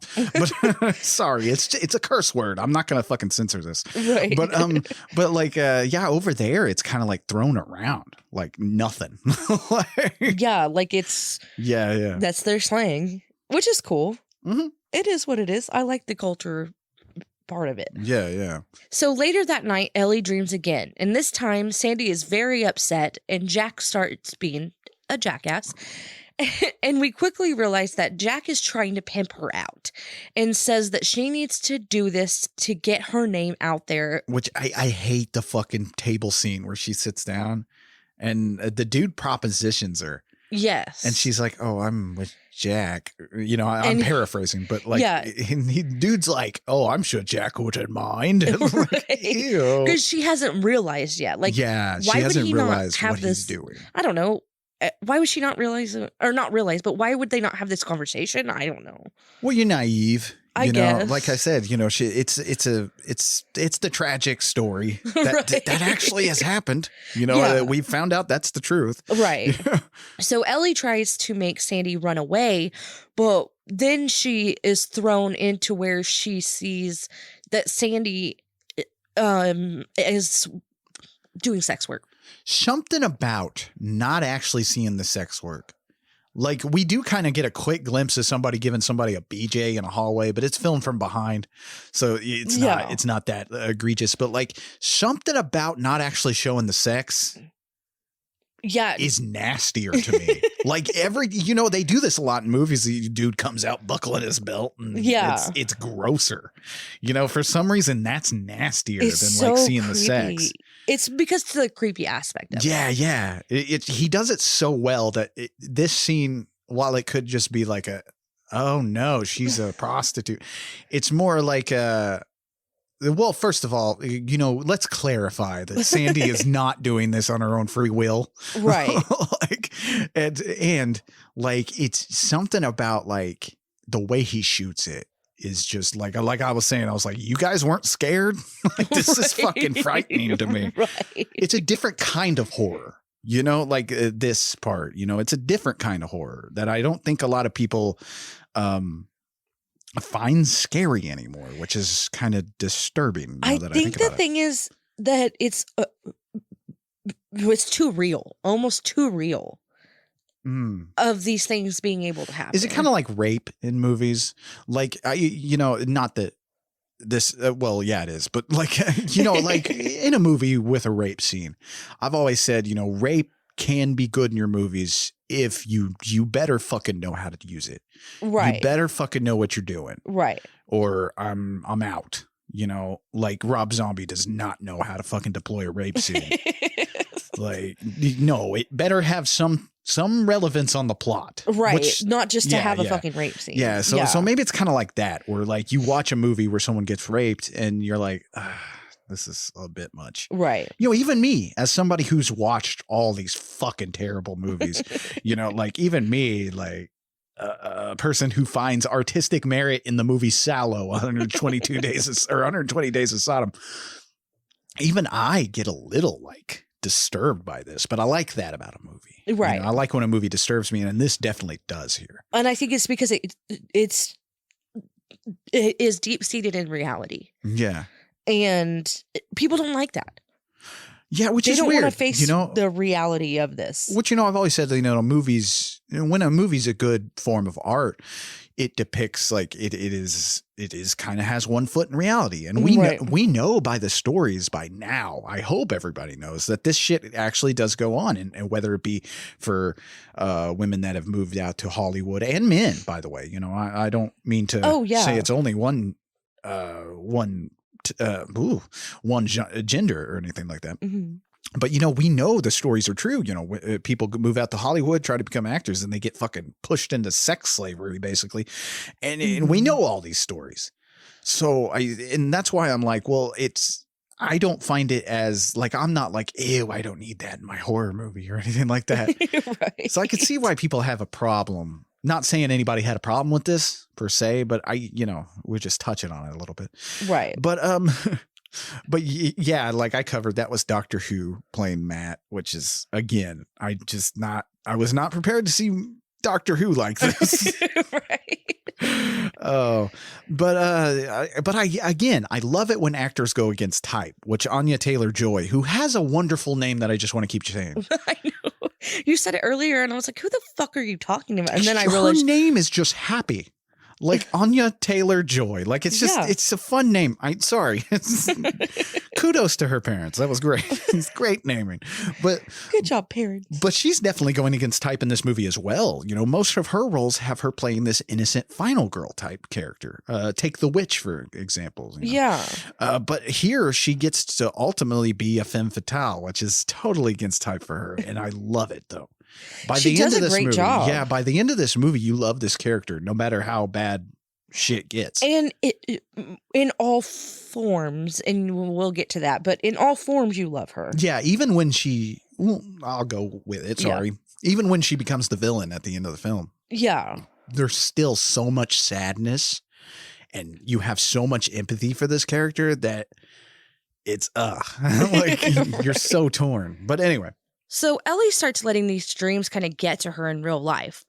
She starts getting upset at school and at work. And at work, John is there. And he tells her that he is there if she ever wants to talk. Poor John. Yes. Man, this character throughout the entire movie, I feel the worst for because he's getting secondhand everything. Yes. And he just likes Ellie. Yes, he likes her a lot, which a lot. Like, I don't know if I could do this. This is a lot. This is a lot to take in. And then your old lady stabbed me later. It's just a whole thing. Old lady. Oh my God. I don't know, man. So Peggy calls Ellie's grandma, and she says that she can tell that Ellie's upset. So Ellie finally tells her that she moved out and that she has a job now. Yeah. Then the creepy old man comes up to her and gives her a folded up piece of paper. And it says, "I am Zod." Okay. It doesn't. That'd be a weird turn. By the way, if you guys are hearing noises in the background, our fucking neighbor's working on one of the mini projects he decides to work on as soon as we're recording. He never starts working on something unless we're recording a podcast. So I apologize for any background noise you might hear. We try to pause in between, but well, there's only so much you can do. Right. So this folded up piece of paper is a sketch that she did of her dress and of Sandy in the dress. Yeah. So then her coworker comes and tells her that they call this man Handsy. And he's like, he's probably just trying to hit on you or whatever. Which that is never what you want to hear. It's like, oh, don't worry about him. We just call him Handsy. Right? No one named Handsy or Uncle Touchy. No, none of that, you know? We do not need that. Yeah, you don't want any of that. Especially No. Terence Stamp. He is fucking horrifying in this movie. Like, he is scary, and he's like a non-villainous person, as we come to find out. Right. So Ellie goes and asks her boss if she believes in ghosts, because it seems like she's trying to put all these pieces together Yeah. of this dream, and like she's seeing things outside of the dream, like Right. in Well, her everyday life. The closest thing I could come to for giving that one dude who was way too upset about this movie. Well, the only thing I can come to for an explanation is, I would assume this is some kind of haunting. Right. Yeah. But I don't even like that. Like, I don't even want an explanation. I just let it be. It's weird. You know, it's weird. Just let it be. Yeah. Let it be. Baby. So now we're back with Sandy, and she's meeting with guy after guy, and she gives them a different name every time. Yeah. And they all say that she has a lovely name. Whatever name she gives. I love how it goes. She's just like progressively finding it funnier, you know, because it's just, God damn it. Everybody fucking says the same goddamn thing. Yes. So, by the way, I didn't mention it earlier. She tells Jack that her name is Alexandra, but Sandy for short. Yeah. I don't know how Sandy is short for Alexandra. I don't know, but there are so many hints as to who Sandy is. Like at the beginning of the movie, you see two figurines that, because I mean, sorry, you guys, spoilers, but Miss Collins turns out to be Sandy. But like you see like these two figurines in Ellie's room and stuff like that are a big hint to that it's Miss Collins by the end of the film. Okay, nobody's gonna know that but you. Anyway. You know, keep your eye out. There's a lot of hints. So while she's meeting guy after guy or whatever, I don't think it's all the same night. I think it's a compilation. Yeah. Anyway, this one guy asks her name, and she says her name is whatever. And he says, no, what's your real name? Yeah. And she says Sandy, even though what she was doing was different forms of Alexandra. Yeah. Or Alexandria. She was doing different forms of that and different forms of Sandy. And she's like, what, are you a copper? And he just kind of smiles at her. Yeah, so you know he's a cop. Yeah. This comes into play later. Oh, yeah. So I had to add that. But as she's seeing these guys, she's getting more and more drunk and dancing. And we kind of see her in like a double vision trip. It's straight up out of like a fucking like Flower Power fucking music video what we get here. Like I love it. Like you said, the double vision and stuff like that.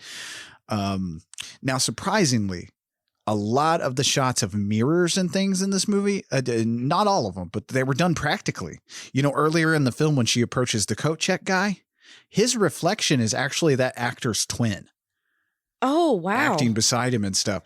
And which, by the way, for a little background of those actors, they played twins in Harry Potter films. Don't ask me who they played. Weasley twins or something in the Harry Potter films. I even know that. And you've seen more Harry Potter movies than I have. Harry Potter is just like a rom-com for me, man. I block it out. I don't remember it. But then I watch it and I'm like, well, this is decent. You know, this is a pretty good movie. Pretty good fantasy film. And then I fucking forget it later on. I don't know what's that. But anyway, there are a lot done using a technique too, where basically Thomasin McKenzie was actually acting alongside, Anya Taylor-Joy. But what was going on was they would put Anya Taylor or Thomasin McKenzie on the other side of this glass, right? They would coat her side of the area with green screen. Like green material and stuff. Nice. And so they would recreate the reflection from where Anya Taylor-Joy is. And then then there you go. You have Thomasin McKenzie right there. Right. Which is it's a very cool and almost practical effect, you know? So Ellie wants to save Sandy so badly. I love when we see Ellie's room and we see this flashing neon light from outside, it just makes everything so ominous. Again, and with you the red. talked about this, with the colors. The use of colors and lights in this movie is so awesome. Oh, yeah. So Ellie wakes up and she starts seeing men, but their faces are distorted, and we can hear the repeating of "What's your name? That's a lovely name." It's really weird. Okay, so like there's a, like I said, just like there's a difference between the time, the 60s in America and 60s in the UK and stuff like that. There's also a distinct British horror versus American horror. Yes. This is definitely a British type of horror. I don't know. It's very hard for me to explain to you since you haven't seen a lot of British horror movies. No, I kind of understand. And especially with these ghost men or whatever, it's almost like they are in sepia. Yeah. Like they have old this repeats of the past or something like that. Yeah. And I don't know. It's so creepy. He blurred their faces in these points because he wanted it to feel like you were seeing them in sleep paralysis. That's what Edgar Wright was going for. Yeah. That makes sense. Yeah. Oh, and these men are taking their belts off at the foot of the bed. So we don't see them like having sex with Sandy, like you said before. Yeah. It's the creepiness of right beforehand. It's like I said, it's so much more slimy to show that Yeah. than the actual sex. It's amazing. Ellie runs out of the room, and when she goes back in, she sees nothing. But then when she looks in the mirror and turns back again, the men are all standing there in their underwear. But you can tell that they're ghosts. Which, by the way, something about tidy whities is like, that's frightening in itself. I don't know. Like something about tidy whities, man, that's scary. But they didn't wear boxers back in the 60s. No, but like, dear God. Like you put a ghost in some tidy whities, I'm even more scared. Like think about it. You see a naked ghost coming at you. That's kind of freaky, right? Or see a naked ghost in some jockey shorts. That's I don't think I've ever seen a naked ghost. No, I've never seen a naked ghost either. But I'm just saying. Is that ghost hanging brain? Oh my God. Ew. Why is that ghost wearing white underwear? Oh my This God. is gross. Ew. So Ellie's at the school, and it's like nighttime or whatever. I don't know if she went there after it doesn't matter. She's at the school. Yeah, it doesn't matter. It's nighttime. John's there, and he asks her to go to a Halloween party with him. She agrees because she needs to get out of the house. Well, they paint their faces like ghosts. This is really cool, man. I liked that. Like, again, it looks like it's from a fucking Italian horror movie, the way they paint their face. It's scary. But okay, so one question I got to ask you. Why do Halloween parties in movies always look better than Halloween parties you attend in real life? I don't know. Halloween parties are never this cool, man. No. I've never been to a cool Halloween party. Like, I always wanted to go to a Halloween party like the one from Hocus Pocus where the where they're all parents dressed are. up and having a good time. Yeah. No, the Halloween party I went to last, it was just a bunch of people there having a party. I'm like, this isn't Halloween. Where's the spooky shit? Like, you put that fucking bat up or something. What, are we going to watch scary movies? I was so lame. I'm like, are we going to watch scary movies? No, we're having a party. But it's Halloween. Anyway, Ellie ends up drinking and dancing and having a great time is what it seems. And then she starts seeing the ghost men again. Which, I know I said it doesn't quite explain how she's doing this and stuff, but it kind of makes you feel like you're going crazy too. Because even later, when the cops are interviewing her, they ask her, you were at a party, did someone slip you something? Right. And they show it like maybe Jocasta slipped her something, which by the way, they're dressed as the Craft Girls, which is definitely an inside joke. But like, so you do kind of like are like, well, did she? Is she being drugged? Like, like you kind of like start losing your mind along with Ellie. Because you never know where the story's going to go. Yeah, yeah. So she sees Sandy too. So she runs out and tells John that she wants to be like everyone else. Right. He kisses her and asks her if they want to go somewhere else. I like, it's really sweet what he says to her because she's like, I just want to be like everyone else. He's like, but that's why I like you. Right. It's like, oh. But I like John, and I like their little love story, whatever. I like that they both seem like they don't fit in quite well, because even John doesn't seem like he fits in with his peers and stuff like that, because like he's a male fashion designer. So yeah, it just doesn't feel like he fits in either. So I think that's what their draw is to each other. Right, but it's like so quick to like be kissing her after she's been crying and stuff. It's just weird. Well, I think she kisses him. Whatever, they kiss. Yeah. Whatever. It's just so quick. And they even make like a sex joke about being wet. Which they deliver it so nerdily. I was like, this is exactly how that goes. Yeah. It's never smooth like the movie show. It's always fucking awkward and it's hilarious and everybody starts laughing. Yes. So she invites him back to her place, but she says they have to be quiet because one of the rules is she's not allowed to have boys there. Yeah. So Ellie and John go back to her place and they are making out, and Ellie starts to see Jack choking Sandy on the bed, and he has a knife in his hand. And I love this shot because she looks over in the mirror and she's saying this. Yeah. A lot of use of mirrors. Last week with Candyman and this week with this, we're touching a lot of mirror-based subjects here. Which again, speaking of mirrors, she sees her like eyes in the knife, and by this point her makeup is ruined and stuff. Like it's such an Italian horror shot right there. Oh, like just that, like the way she looks and is reacting to this and the lighting, and it's just it's rich. Yes. So Ellie starts yelling and freaking out, and John is confused as hell. He's like, what the fuck? I'm not doing anything, because he wasn't. And he gets thrown into a mirror, and Ellie is like wanting him to leave, but she's seeing this murder happen. Yeah, because it's looking like Jack is stabbing Sandy. Right. There's blood and stuff. And Miss Collins comes in. She yells for John to get out, and she tells Ellie that she'll talk to her tomorrow about this. Which John, they do John dirty, man. He's like stepping on glass and shit, trying to get the fuck out of here. He is. She's like, get out. This poor dude by the end of the movie, man. Like I said, he loves her because he's still there. But it's just like, damn, dude, you went through a lot. Yes. But Miss Collins does ask if John hurt her, and Ellie says no, because he didn't. Yeah. So the next morning, Ellie goes to apologize to Miss Collins, and she asks if someone named Sandy lived there before, and if she died in that room. Miss Collins says that someone has died in every room in London. Yeah. And again with the London slander. Well, also it's a metaphor, as we come to find out later when Miss Collins, she says that kind of poignant line where she says, she did die in that room. Right. And so it's like a metaphor for that too. Like someone's died everywhere. Right. Whether it be realistic, whether it be metaphorical or fucking literal. Right. But I like that metaphor for dying in this, even Terence Stamp says later, when he reveals, he kind of hits her with the hint of who it is. Yeah. By the end, where he says, I think you'll find out that Alex killed Sandy and stuff like that. Right. Even that, is like, oh, it's cool with the metaphor, and it's not heavy handed either. Right. So Ellie's at school and she's doing alterations on the dress. When she looks up, she sees Sandy with her throat slit and blood everywhere. Yeah. And she starts to freak out. Then she sees the ghost men and she runs out of the school.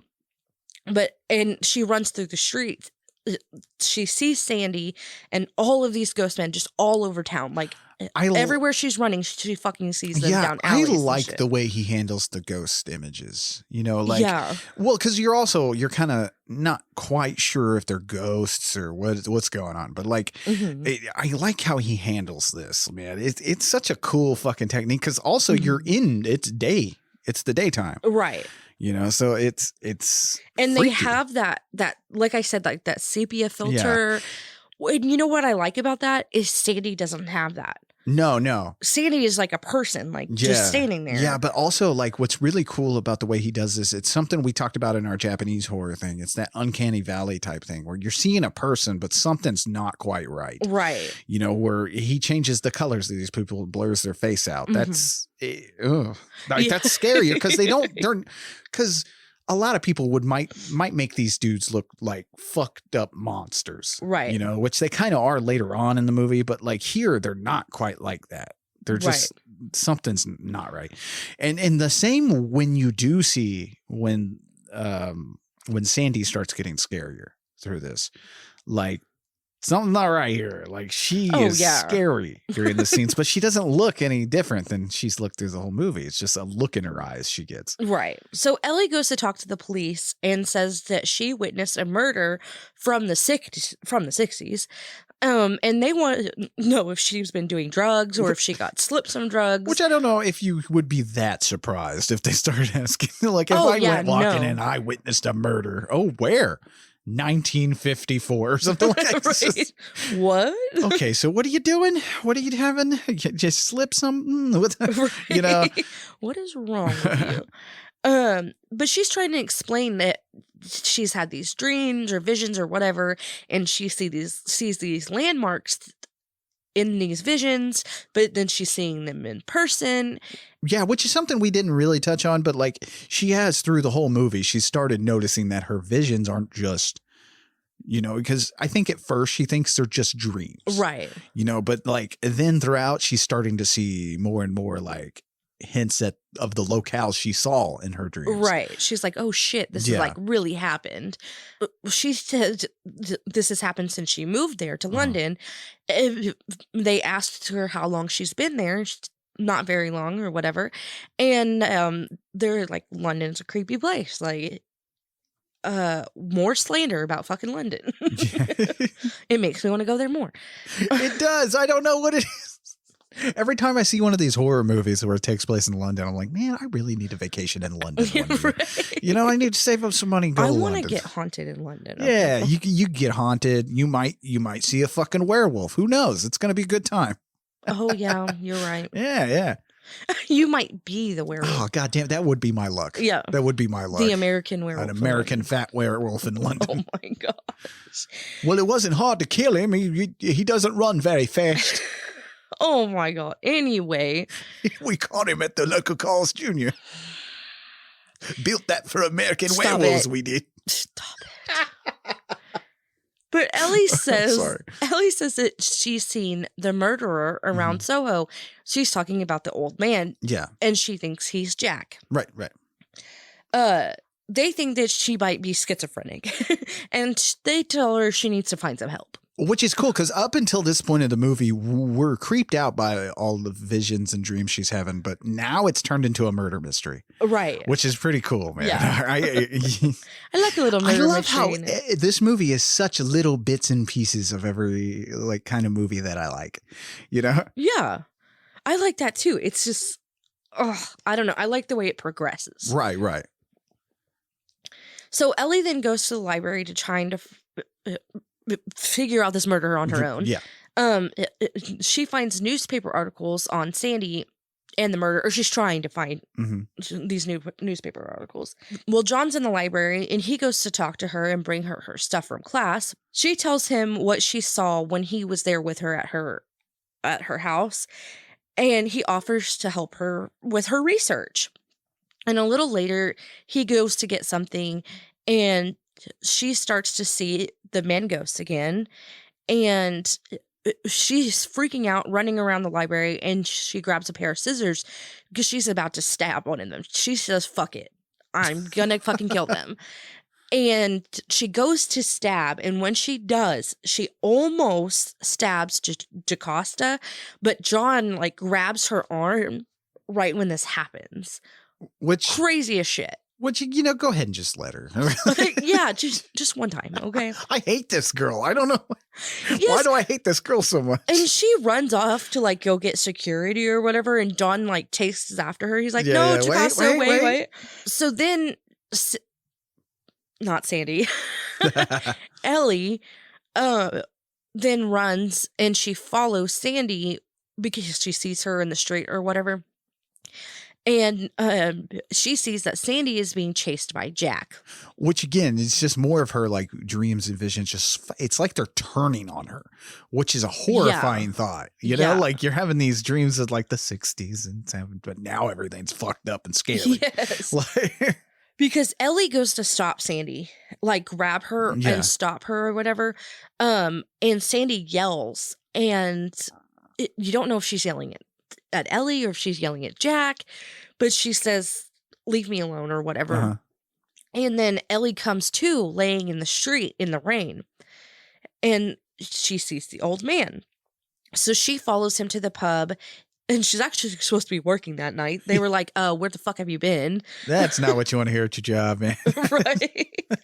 Hey, where the fuck have you been? I mean, they were nicer than that. Oh, yeah, true. I don't know why I said it in a Brooklyn accent. What is that about? This We're is in London. Brooklyn now. It's probably because I don't want to cockney it up. It's just, it gets silly when you do that voice, you know? Too much. You're silly. Yeah. What have you been doing? Yes, me lord. Anyway, so when she goes downstairs, she sees the man waiting for her. Mm-hmm. And the song Eloise is playing on the jukebox because she looks over and we can see that that's what's playing. She asks if he knew Sandy, and he said yes. He says everyone knew her. So she tells him that she knows what he did. And he says that Sandy ended up exactly where she wanted to be. He says that Alex killed Sandy and that Sandy wasn't as innocent as she thinks. So he runs out of the pub and they're yelling at each other in the street, and he ends up getting hit by a car. And this is when Ellie realizes that this is not Jack. This was that ex-cop that was talking to Sandy when she was talking to all those men. Right. Because the pub owner, bartender or whatever, she says that his name is Lindsay.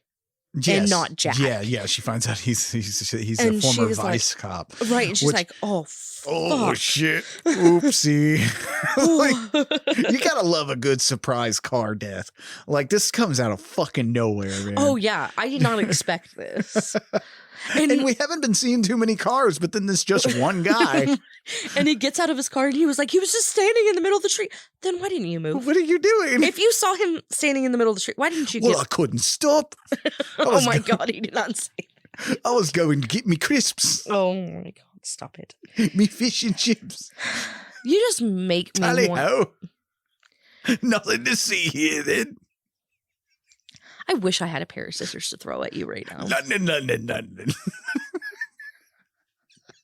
Is that how they walk around? That's how they walk. If you guys could see me too, it's funnier that way. Just I'm moving my arms up and down. Oh, no. I'm trying not to see you. Oh, man gets hit by a car every day here. So. Just unsubscribe right Dude, the now. way they're talking about London in this movie. Old men get hit by cars every day. It's not a big deal. Move on. I'm done with you. I am done with you. We call television the telly here. Anyway, so Unsubscribed. I unsubscribed. oh shit, Brittany unsubscribed from her own podcast. But Terence Stamp actually does the first part of the stunt. Actually, Oh, wow. so that's actually him turning and getting struck by the hood, or in London speak, the bonnet. Huh? Did you look that up? I looked it up. I looked that up. I'm uncultured American swine. What can I do? I gotta feel wonderful by saying idioms. You know, I'm not gonna say the one for cigarettes though. So, but Brittany's about to hit me with something right now. But the POV from inside the car though. That is a stuntman, of course. And that's also a stuntman laying bloody on the ground because, as Edgar Wright said, he couldn't bring himself to make 82-year-old Terence Stamp lie in the middle of Soho. Bloody. It's like, I'm going to make this wonderful screen actor fucking lay in the middle of the fucking street dead. You got to do what you got to do, man. I don't know. I do it. That's just me. Well, Terence Stamp might have done it, but I mean, he's a very professional guy. But you know, I don't know if I'd ask him to. This guy's such a legend. Whatever. Don't be a weenie. Don't be a weenie, Terence Stamp. I don't know, man. Terence Stamp seems very scary. I was saying you don't be a weenie. Oh, I was gonna say I don't even know if I could ask Terence Stamp for his autograph. He's one of those actors where it's like, I don't know, man. He might kill me. Well, he's not actually General Zod. I'm sure. Why would he kill you? I don't know. He might murder me. I've seen Superman. He's 82 years old. I don't have a cellophane S I can throw at him. I don't know what to do. He's 82 years old. Has he killed anybody yet? I don't know, man. I also saw the limey. He could get me. Get me. Anyway. So John gives Ellie a ride to go get her stuff because she wants to get it before she goes home to her grandma's because she wants out of London as fast as possible. So she goes to talk to Miss Collins and asks for some of her deposit back. Ellie drinks some of this tea that she was given because Miss Collins kind of pushes on her. And then Miss Collins says that the police came there asking about Ellie's well-being to do like a well person check. Yeah. So she knows that Ellie went to the police and told them about Sandy. You gotta love how fucking creepily this scene is like progressing. It gets more and more scary because you're like, thought this was a nice old lady. What's happening here? Yeah. All you had to say was, no, you can't have your deposit back. She could have got her stuff and left. Anyway, Collins says that there was some truth to what happened. She starts telling a story of how she died up there, but not really, just her soul died. Yeah. Then she says that she was the one that actually killed Jack with the knife and then killed all the men that came to see her, and she buried them in the floorboard. Did you see this twist coming? I did not. No. When I first saw it, I was like, whoa. No. Whoa, because they really do sell that, like, and honestly, I thought that maybe Miss Collins had something to do with it, or Sandy, as we come to find out. Yeah. I thought she had something to do with something. I was like, well, maybe she was a madam or something at one point or something. I wrote her off completely as like an essential character, but just not essential. Right. So when this fucking happens, I wasn't prepared. Expecting that. I was either. like, no. Holy fuck. And then you start thinking though, and it makes a lot more sense. Yes. And her rules make sense. And all of this. Yeah. Everything fits together. Yeah. So Collins reveals that she drugged Ellie's tea and that she is going to kill her to keep her secret. She says that she's just going to go to sleep and die. Which she does it in such a nice grandma way. It's lovely. She's like, you're just going to go to sleep, dearie. I want to turn on some of that music you're so fond of. You sound kind of like Mrs. Doubtfire. Anyway. Oh, no. Oh, my God. 'Twas a drive-by fruiting. Today on Mrs. Doubtfire. I mean, that's how Mrs. Doubtfire should have been, because that movie was a murder. Like, that movie was horrifying. When you really dig into it, you're like, that's scary. Like, that man had a court order against him, and he dressed up as a woman to see his kid. He is like, there is one murder. If that movie had him kill some people, that's a horror movie. Oh, yeah. That whole movie's a fucking horror. Or the mom kill people. He brought circus animals in the fucking house. Honestly, I watched it recently with a new pair of eyes, and yeah, I'm sorry. Yeah. That guy is a dick. Murder Guy's a right fucking there. asshole. And then he fucking like dresses up as a woman to get close to him, and he terrorizes hot Pierce Brosnan. Pierce Brosnan is a nice guy in that movie. Not really. He really is. What does he do? He's kind of There's creepy. nothing he does. Well, that's because it's Pierce Brosnan. He's just Pierce Brosnan's being a nice father figure. He looks like somebody in that movie. Okay. He acts like somebody. We're way off topic. Sorry, I know. guys. Let me finish my thought. He looks like somebody that would get in with the mom. They'd get married. And it would get revealed 15 years later that he diddled the kids. Pierce Brosnan? He never struck me as a diddler. I don't know. Anyway, I'm sorry. Anyway, back to our movie. We'll go to kill you now, dearie.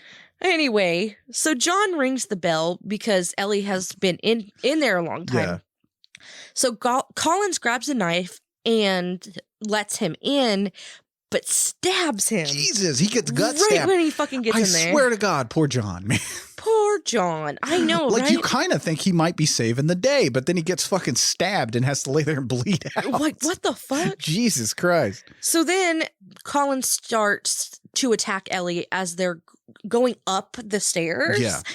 And we're seeing Sandy singing in and out as they're going up the stairs. Oh, man. And when you see Sandy, the staircase turns into like this really long like staircase. glass staircase that breaks with every step and shit. Yes. And it gets longer and longer, and it's just like in space. It is hard to describe this scene, but it is one of the best in the movie. Oh yeah. It is fucking terrifying. It is, especially because you see trick. her coming up and she's just Sandy. I mean, her face kind of distorts a little here and there, but she's just Sandy and she's singing with this fucking knife, walking slowly up to her, trying to stab her. That shit's right. The only thing that I would have, well, I don't know. I say this, but maybe it would have looked funny.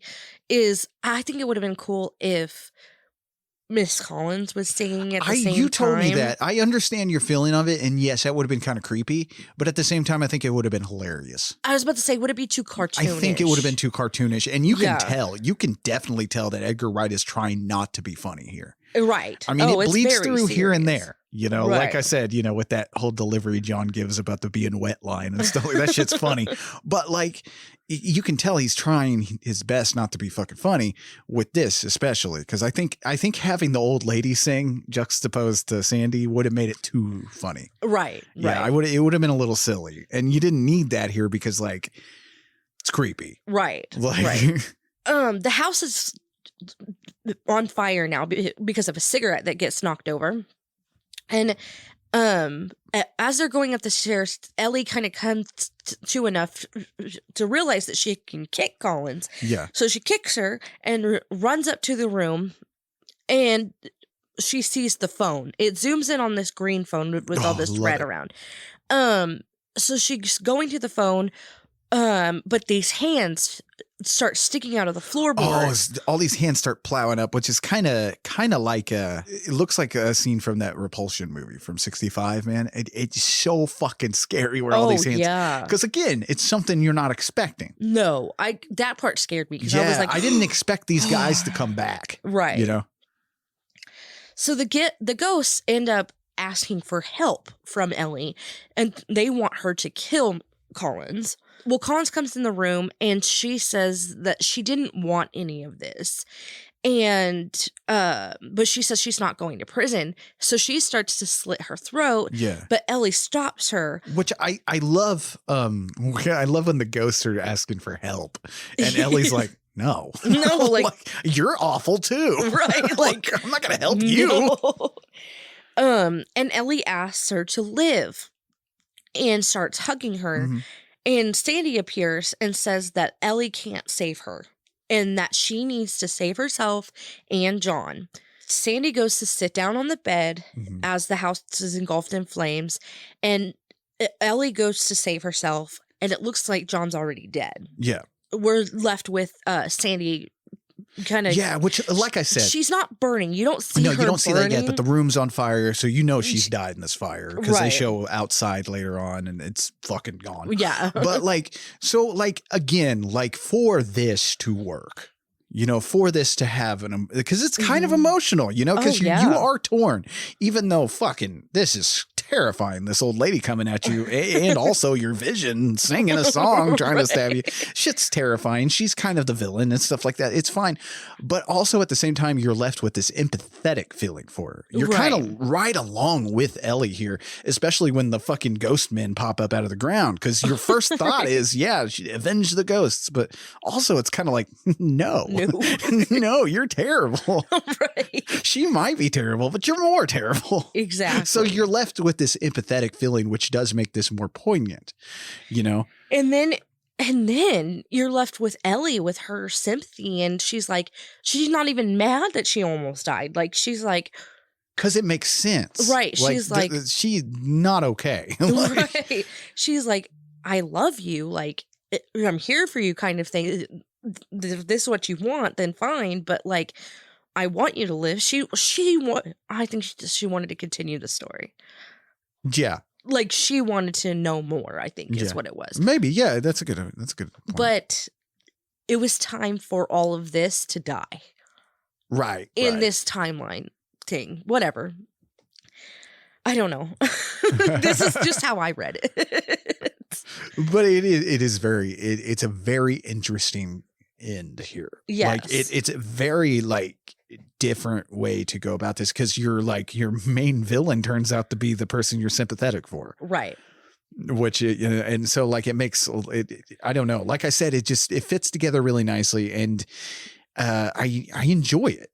Like I just like that the fact that the well, I don't even know if you call a bad person. There's no clear cut bad person. Jack, maybe like he's a dick, Right. but all the men are bad and stuff like that. But like, it's just, you know, you don't have hate for this character at the end, Right. which is very neat to be But left with. we're not through yet. Yeah, it's not over yet. The movie's not over. So later, we see Ellie's clothes on models at a fashion show for her first year at the university. What I love about Ellie's metamorphosis here, because she's gone from, at the beginning of the movie, she's this mousy girl who's in love with the 60s and stuff. Absolutely fucking enamored with the 60s. You know, so she starts like diving deep in there, and she's making herself look like Sandy and dyeing her hair and stuff. And she, you know, we get that scene where she buys that white coat from the 1960s. Right. She's becoming, you know, The her 60s, obsession. And so then after all this stuff happens to her, she does realize that like your obsession with something can lead down bad Oh, roads. right. You know, it can be nostalgia poisoning. Like We I said, kind of have it's to not live good. here where Yeah, you're it's living. time to move on. But you can also take elements from the past and carry them along with you. Yes, just like her fashion. Yeah, her fashion is very much a combination here Yeah. of the 1960s with new. Right. You know, and even the way she looks, you know, she's dyed her hair brown. Mhm. She very much looks, it's like 60s inspired and stuff like that. Right. More than just recreating something that's dead. Right. Yeah, literally. So we see her grandma is there, and she is so excited to be there. Her grandma is her biggest supporter. I love that. And then we see John's there too. I was like, all right. John I'm so didn't glad he die. didn't die, because that dude, he got fucked over this whole movie. So after the show, I keep wanting to call Ellie Sandy. Sorry. Ellie. Well, they're kind of one and the same at the end. Right. Which I'll talk about this in a minute. but Yeah. go ahead. So Ellie sees her mom in the mirror and she smiles. She's happy to see her because it seems like her mom comes when good things are happening, Yeah. is what I've Yeah. taken from this. So Ellie then turns around and hugs her grandma and John. And when she turns back around to look in the mirror, she sees Sandy. Which is nice. It's a nice Yeah. ending here, because like, okay, there was an idea to make this ending much more dark. Like maybe Sandy was Ellie or something like that. You Right, know what I mean? right. That's kind of where it could have went. But I like how it feels like Sandy's a little bit like redeemed, and she's like, I don't know, an ally to Ellie. You know, this could go a different ways. It Right. could be, you know, Sandy's her influence and continues long. You know? Right. I just realized. What's up? And we've been talking about this, but not like, I don't know, but not. We were talking about how we hear the story over and over again. Like a girl goes in to the big city and she's got high hopes for her dreams and aspirations, and then they get squashed and stuff like that. That's what that's what Sandy has taught Ellie, is don't get caught up in that shit. Yeah, basically. basically, yeah. Like all of this has taught her, don't get caught up in that shit. You stay focused on your dream, and you don't have to be whatever everybody else wants you to be. Right. You just keep moving forward. Oh my God, I just... And you also get the Whoa. feeling that like also unlike Sandy, you know, you don't have to lean into other people to get there, because other people are just going to use you. Right. I don't know. It's not in the movie, but that's how I feel about I Ellie think here at that's the end. kind of how Miss Collins was like treating her. Yeah. Was like, you can't have boys back here, because she didn't want her to lose focus on her school stuff. Right. And if you can't have boys back there, then there's more structure. I feel like. I don't know. Yeah, I don't know how to explain I it. understand. I understand. There's a little bit of some meaning and stuff to this, which, like I said, I love the ending. I like it ending on a happy note. You don't always get a happy note Right. with the fish out of water stories like this. You know, it's usually just the movie where innocent girl goes to the big city to be, you know, famous or something, and she gets fucked over and possibly dies at the end. Right. You know, so you don't get that here, which I do like the happy ending and stuff. Last Night in Soho had its premiere at the 2021 Venice International Film Festival, and it was slated for a general release around September 2020, but got delayed to April 2021 because of COVID pandemic. Now, Edgar Wright actually took pictures of an abandoned Soho, like I said, and included it in the movie, and that's what we get at the credits, which the song that's playing is that song Last Night in Soho that I mentioned by that band I don't want to repeat the name of. Oh, okay. Yeah. A long ass name. But it's just so funny. That name of that band is basically all the band members, and you know they couldn't decide a fucking name for the band. Yeah, they're like, fuck it. They're like, fuck it. It's just it's all of us. It's like Crosby, Stills, and Nash. It's like, but there's like 7 of us, dude. Well, fuck it. That's the name of the band. They thought about that a lot. Yeah, it's something simple like that. I don't know, man. Drummer keeps talking about fucking calling us Locomotive Cult. That's stupid. That was one of the names of my bands in high school. It's the dumbest fucking name I've ever heard. Oh my gosh. It's so funny to think back. But anyway. But sadly, Last Night in Soho was a box office bomb. Oh. Not a first for Edgar Wright, though, whose last bomb was Scott Pilgrim versus the World. A movie which has gained a cult following. Yes. So it's, on a budget of $43 million, this movie, as of December 2021, has only made $23 million. Oh. It's bad. But we know as horror fans that box office doesn't really fucking matter. Right. That's for the bigwigs. And people, I like I said, I feel like people 10 years, 15 years from now will be praising this movie as a classic. Oh, yeah. Like, it feels weird that no one's talking about it as much. There was a lot of buzz when it came out, but not so much now, which is really weird. We're more deemed to discuss the movies not everybody thinks is good. It's really weird. Halloween Kills and the new Texas Chainsaw Massacre got more attention than this movie. Mm-hmm. But to me, I might be wrong. I think that it would do good if it had like a Netflix release. Right. I know that sounds crazy, but people like to watch weird shit on Netflix. You're right. And you will notice that. You'll see a lot more of the internet buzz around movies that get released on streaming platforms. Right. Streaming, that's what I meant. Halloween Kills was a streaming release. Right. Not exclusively like the Texas Chainsaw Massacre is, but it's still. So, yeah, I understand. I see what you. I think it will do better once it hits that. It's true. Just like The Empty Man. Nobody knew what the fuck that was until it came out. And now it's getting its audience. Not saying this didn't have an audience, though. That's the weird part about this. I have a feeling maybe it's a COVID thing. I think so, too. Yeah. Maybe it being pushed and stuff, and then the pandemic hitting, and everybody's concerned with that. Maybe this being pushed to here, people lost interest over the time. But because this movie holds a strong rating. It's gotten 4 out of 5 when people rate it and stuff like that. Oh, that's awesome. So it's nobody has anything terrible to say about this movie. Mm-hmm. To me, though, this is Edgar Wright as his most inventive and ambitious, man. It really shows he's more than just Shaun of the Dead. Right. Baby Driver did that, I feel, which is another one of his movies that was really fucking good. Baby Driver did show he's more than just these comedy horrors or comedy guys. He can do movie. Right, a good movie. Yeah, he can do these really inventive movies, but this especially, he really goes all out. Oh, yeah. Which I really love. And I can't wait for more of this from this filmmaker, which is really, it's exciting. But,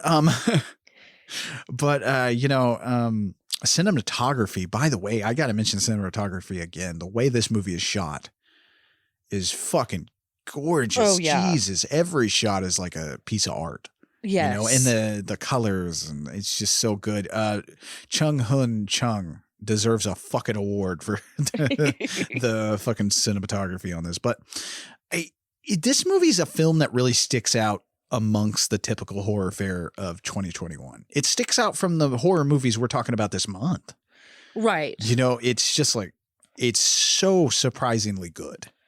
It's not what you expect at all. Yeah. And not that it flew under the radar, but it does. Yeah, I'm just I'm still at awe that it's not talked about as much now, Right. So I'm like, Like, people treat it as a movie that came out. Cool, let's move on. I'm like, well, I feel like this movie could be studied. Like, you could really like analyze this movie. We didn't do a lot of analysis here, but like it's really good. Like, it surprised me so much. In a time of remakes, and pointless sequels, it's a nice original story, but it also pays tribute to older stories, right, and older horror films, specifically those movies from the 60s and 70s, which I don't feel like they get their due. I don't feel like enough people pay attention to those 60s and 70s horror movies as much as they do the 80s and 90s. Yeah. Well, around this time, it feels like around this time especially, people are more obsessed with the 80s and 90s, which I love those time periods. I love all the movies from those, but I don't know. Something about the 60s and 70s just hits more. There's something about those movies that I just find fucking amazing. Right. And I really like the London aspect of it, because this could have been done in Hollywood. Oh, definitely. And he could have recreated Soho and a back street, but no, we get the real street and stuff like that. We get the real locale. And it's just, like I said, that feeling, that old feeling of London. Right. It comes through here and it kind of plays its own character, which is lovely. And it's what you want from a movie called Last Night in Soho. Right. You want I want to feel my it. Soho in my Soho movie. Yeah, unlike Boba Fett. Oh my God, shut the hell up. Conversation for another podcast. But we're not talking about it anymore. But also, I love this. I love that this is an anti-nostalgia movie. Yes. It very much is. The idea that nostalgia can be poison is pretty fucking present here. Yes. It's something I believe in and I've preached about so much. It doesn't feel like we're being artistically true anymore. Right. Not to sound like a fucking uppity asshole, but like it feels like artistic integrity has been compromised to the point where we're just rehashing shit. And Last Night in Soho does not feel that way. We needed, well, I did. I needed something fresh. I like fresh, new ideas. Because most of the fresh horror movies that are coming out are fucking sequels. That's not fresh. Or, reboots, remake, whatever the fuck you guys want to call it. And that's, to me, that's not fresh.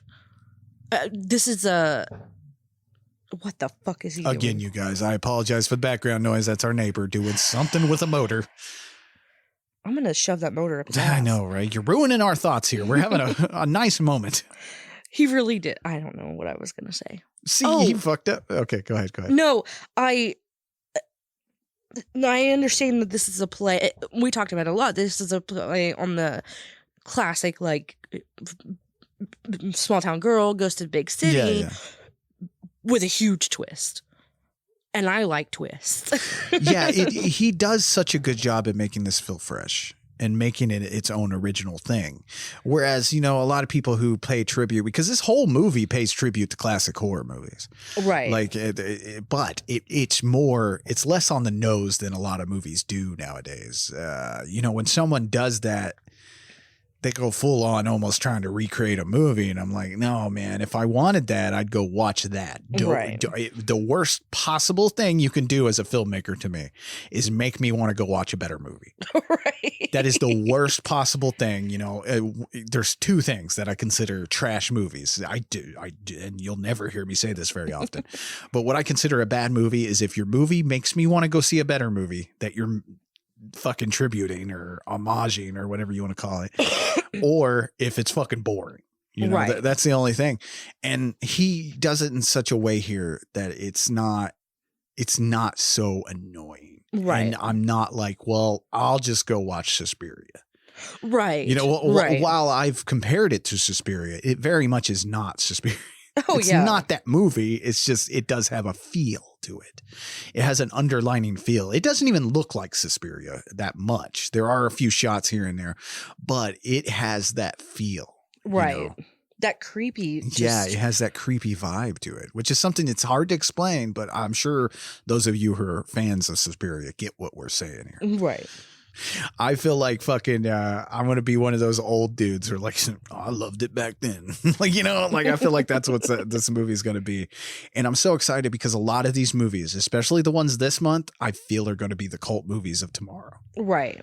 Movies that like I really loved when they came out that a lot of, people loved them, but they didn't necessarily consider them, you know what I mean?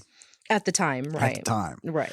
That one of these movies, what's very exciting to me as a movie lover, one of these movies I'll watch, not specifically this month, but one of these movies I watch might be The Shining of like 10 years from now.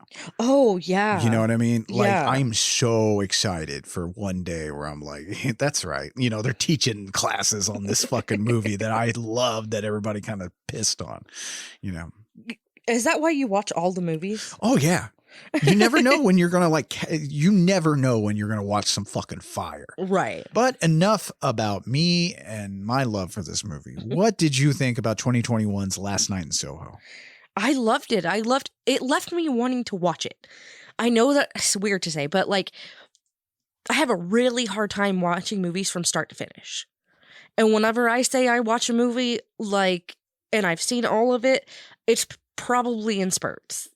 Because I can only stand to watch so much at a time. A lot of these movies, especially the ones she really did not like, Yes. It does take a lot for her to watch it. Yes. She's a huge asset, and we torture her on the show. But I always kind of know in the back of my mind it's a good movie when Brittany only had to watch it once, or she watched it twice. The second time being for notes, right?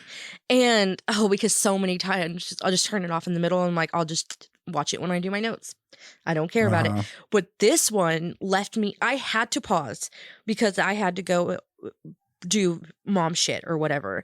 And when I was available to come back, I came back and watched the end of it. Yeah. I was like, I got to watch the end I got to know what happens. Yeah. It pulls you in, man. It's a movie that really pulls you in. And like I said, the best way to go about this is to watch it without knowing anything. Yeah. I have been enjoying doing that to myself because a lot of people are like, you didn't watch the trailer for this? No, I did not. No, I did not. I did not watch the trailer. Not because I don't watch trailers or anything like that. I just have been, it's like a game. I have been having a lot of fun just jumping into a movie. Right. But that's Last Night in Soho from 2021 this week. We had a good time here. We're moving on from Mirrors. Thank God. But we're getting even, I don't know if this is possible. We're getting weirder. Next week. We'll see. You will fucking see the weirdness with James Wan's Malignant from 2021. I can't tell you a damn thing about this movie because it is out there, one of the fucking weirdest fucking things I saw of 2021. Okay. I did not expect it. It is kind of a polarizing movie. I will say there's camps of people who hate this, who absolutely fucking love this movie, but there are camps of us who fucking loved it because of how weird it was. I consider it one of James Wan's best horror movies. And that's saying something because Saw, James Wan did Saw, which I like Saw, but I don't think it's as good as this. But anyway, they're coming for you. Yeah, and just to give you an idea about what we're about to step into, he made this as a love letter to horror fans, mostly the people who supported him early in his career. So it is chock full of fucking crazy. Okay, so a movie I'm not gonna like. You might not. You might not. I don't like tributes to horror movies sometimes for some reason. You are 0 for 3 though. I wonder if we can make it 4 next week. Oh, I don't know. You might fucking if Brittany likes every single one of these movies this month, that's going to be amazing. I did not see that coming. But until next time, when we figure out what the fuck is going on in Malignant, I'm Lee Evans saying stay spooky. And I'm Brittany. Stay horrific. Bye-bye. Bye. Thanks for listening. To get a hold of us and submit your stories, fan mail, and death threats, you can find us on Twitter, Instagram, Facebook, and nightofthehorrorfile.com. Our theme song was written and performed by John Brennan, used with permission. Find John at shopjb.bandcamp.com and at badtechno.com. If you like what you hear, leave a good review wherever you listen to podcasts, and share the show on your social media. See you next week.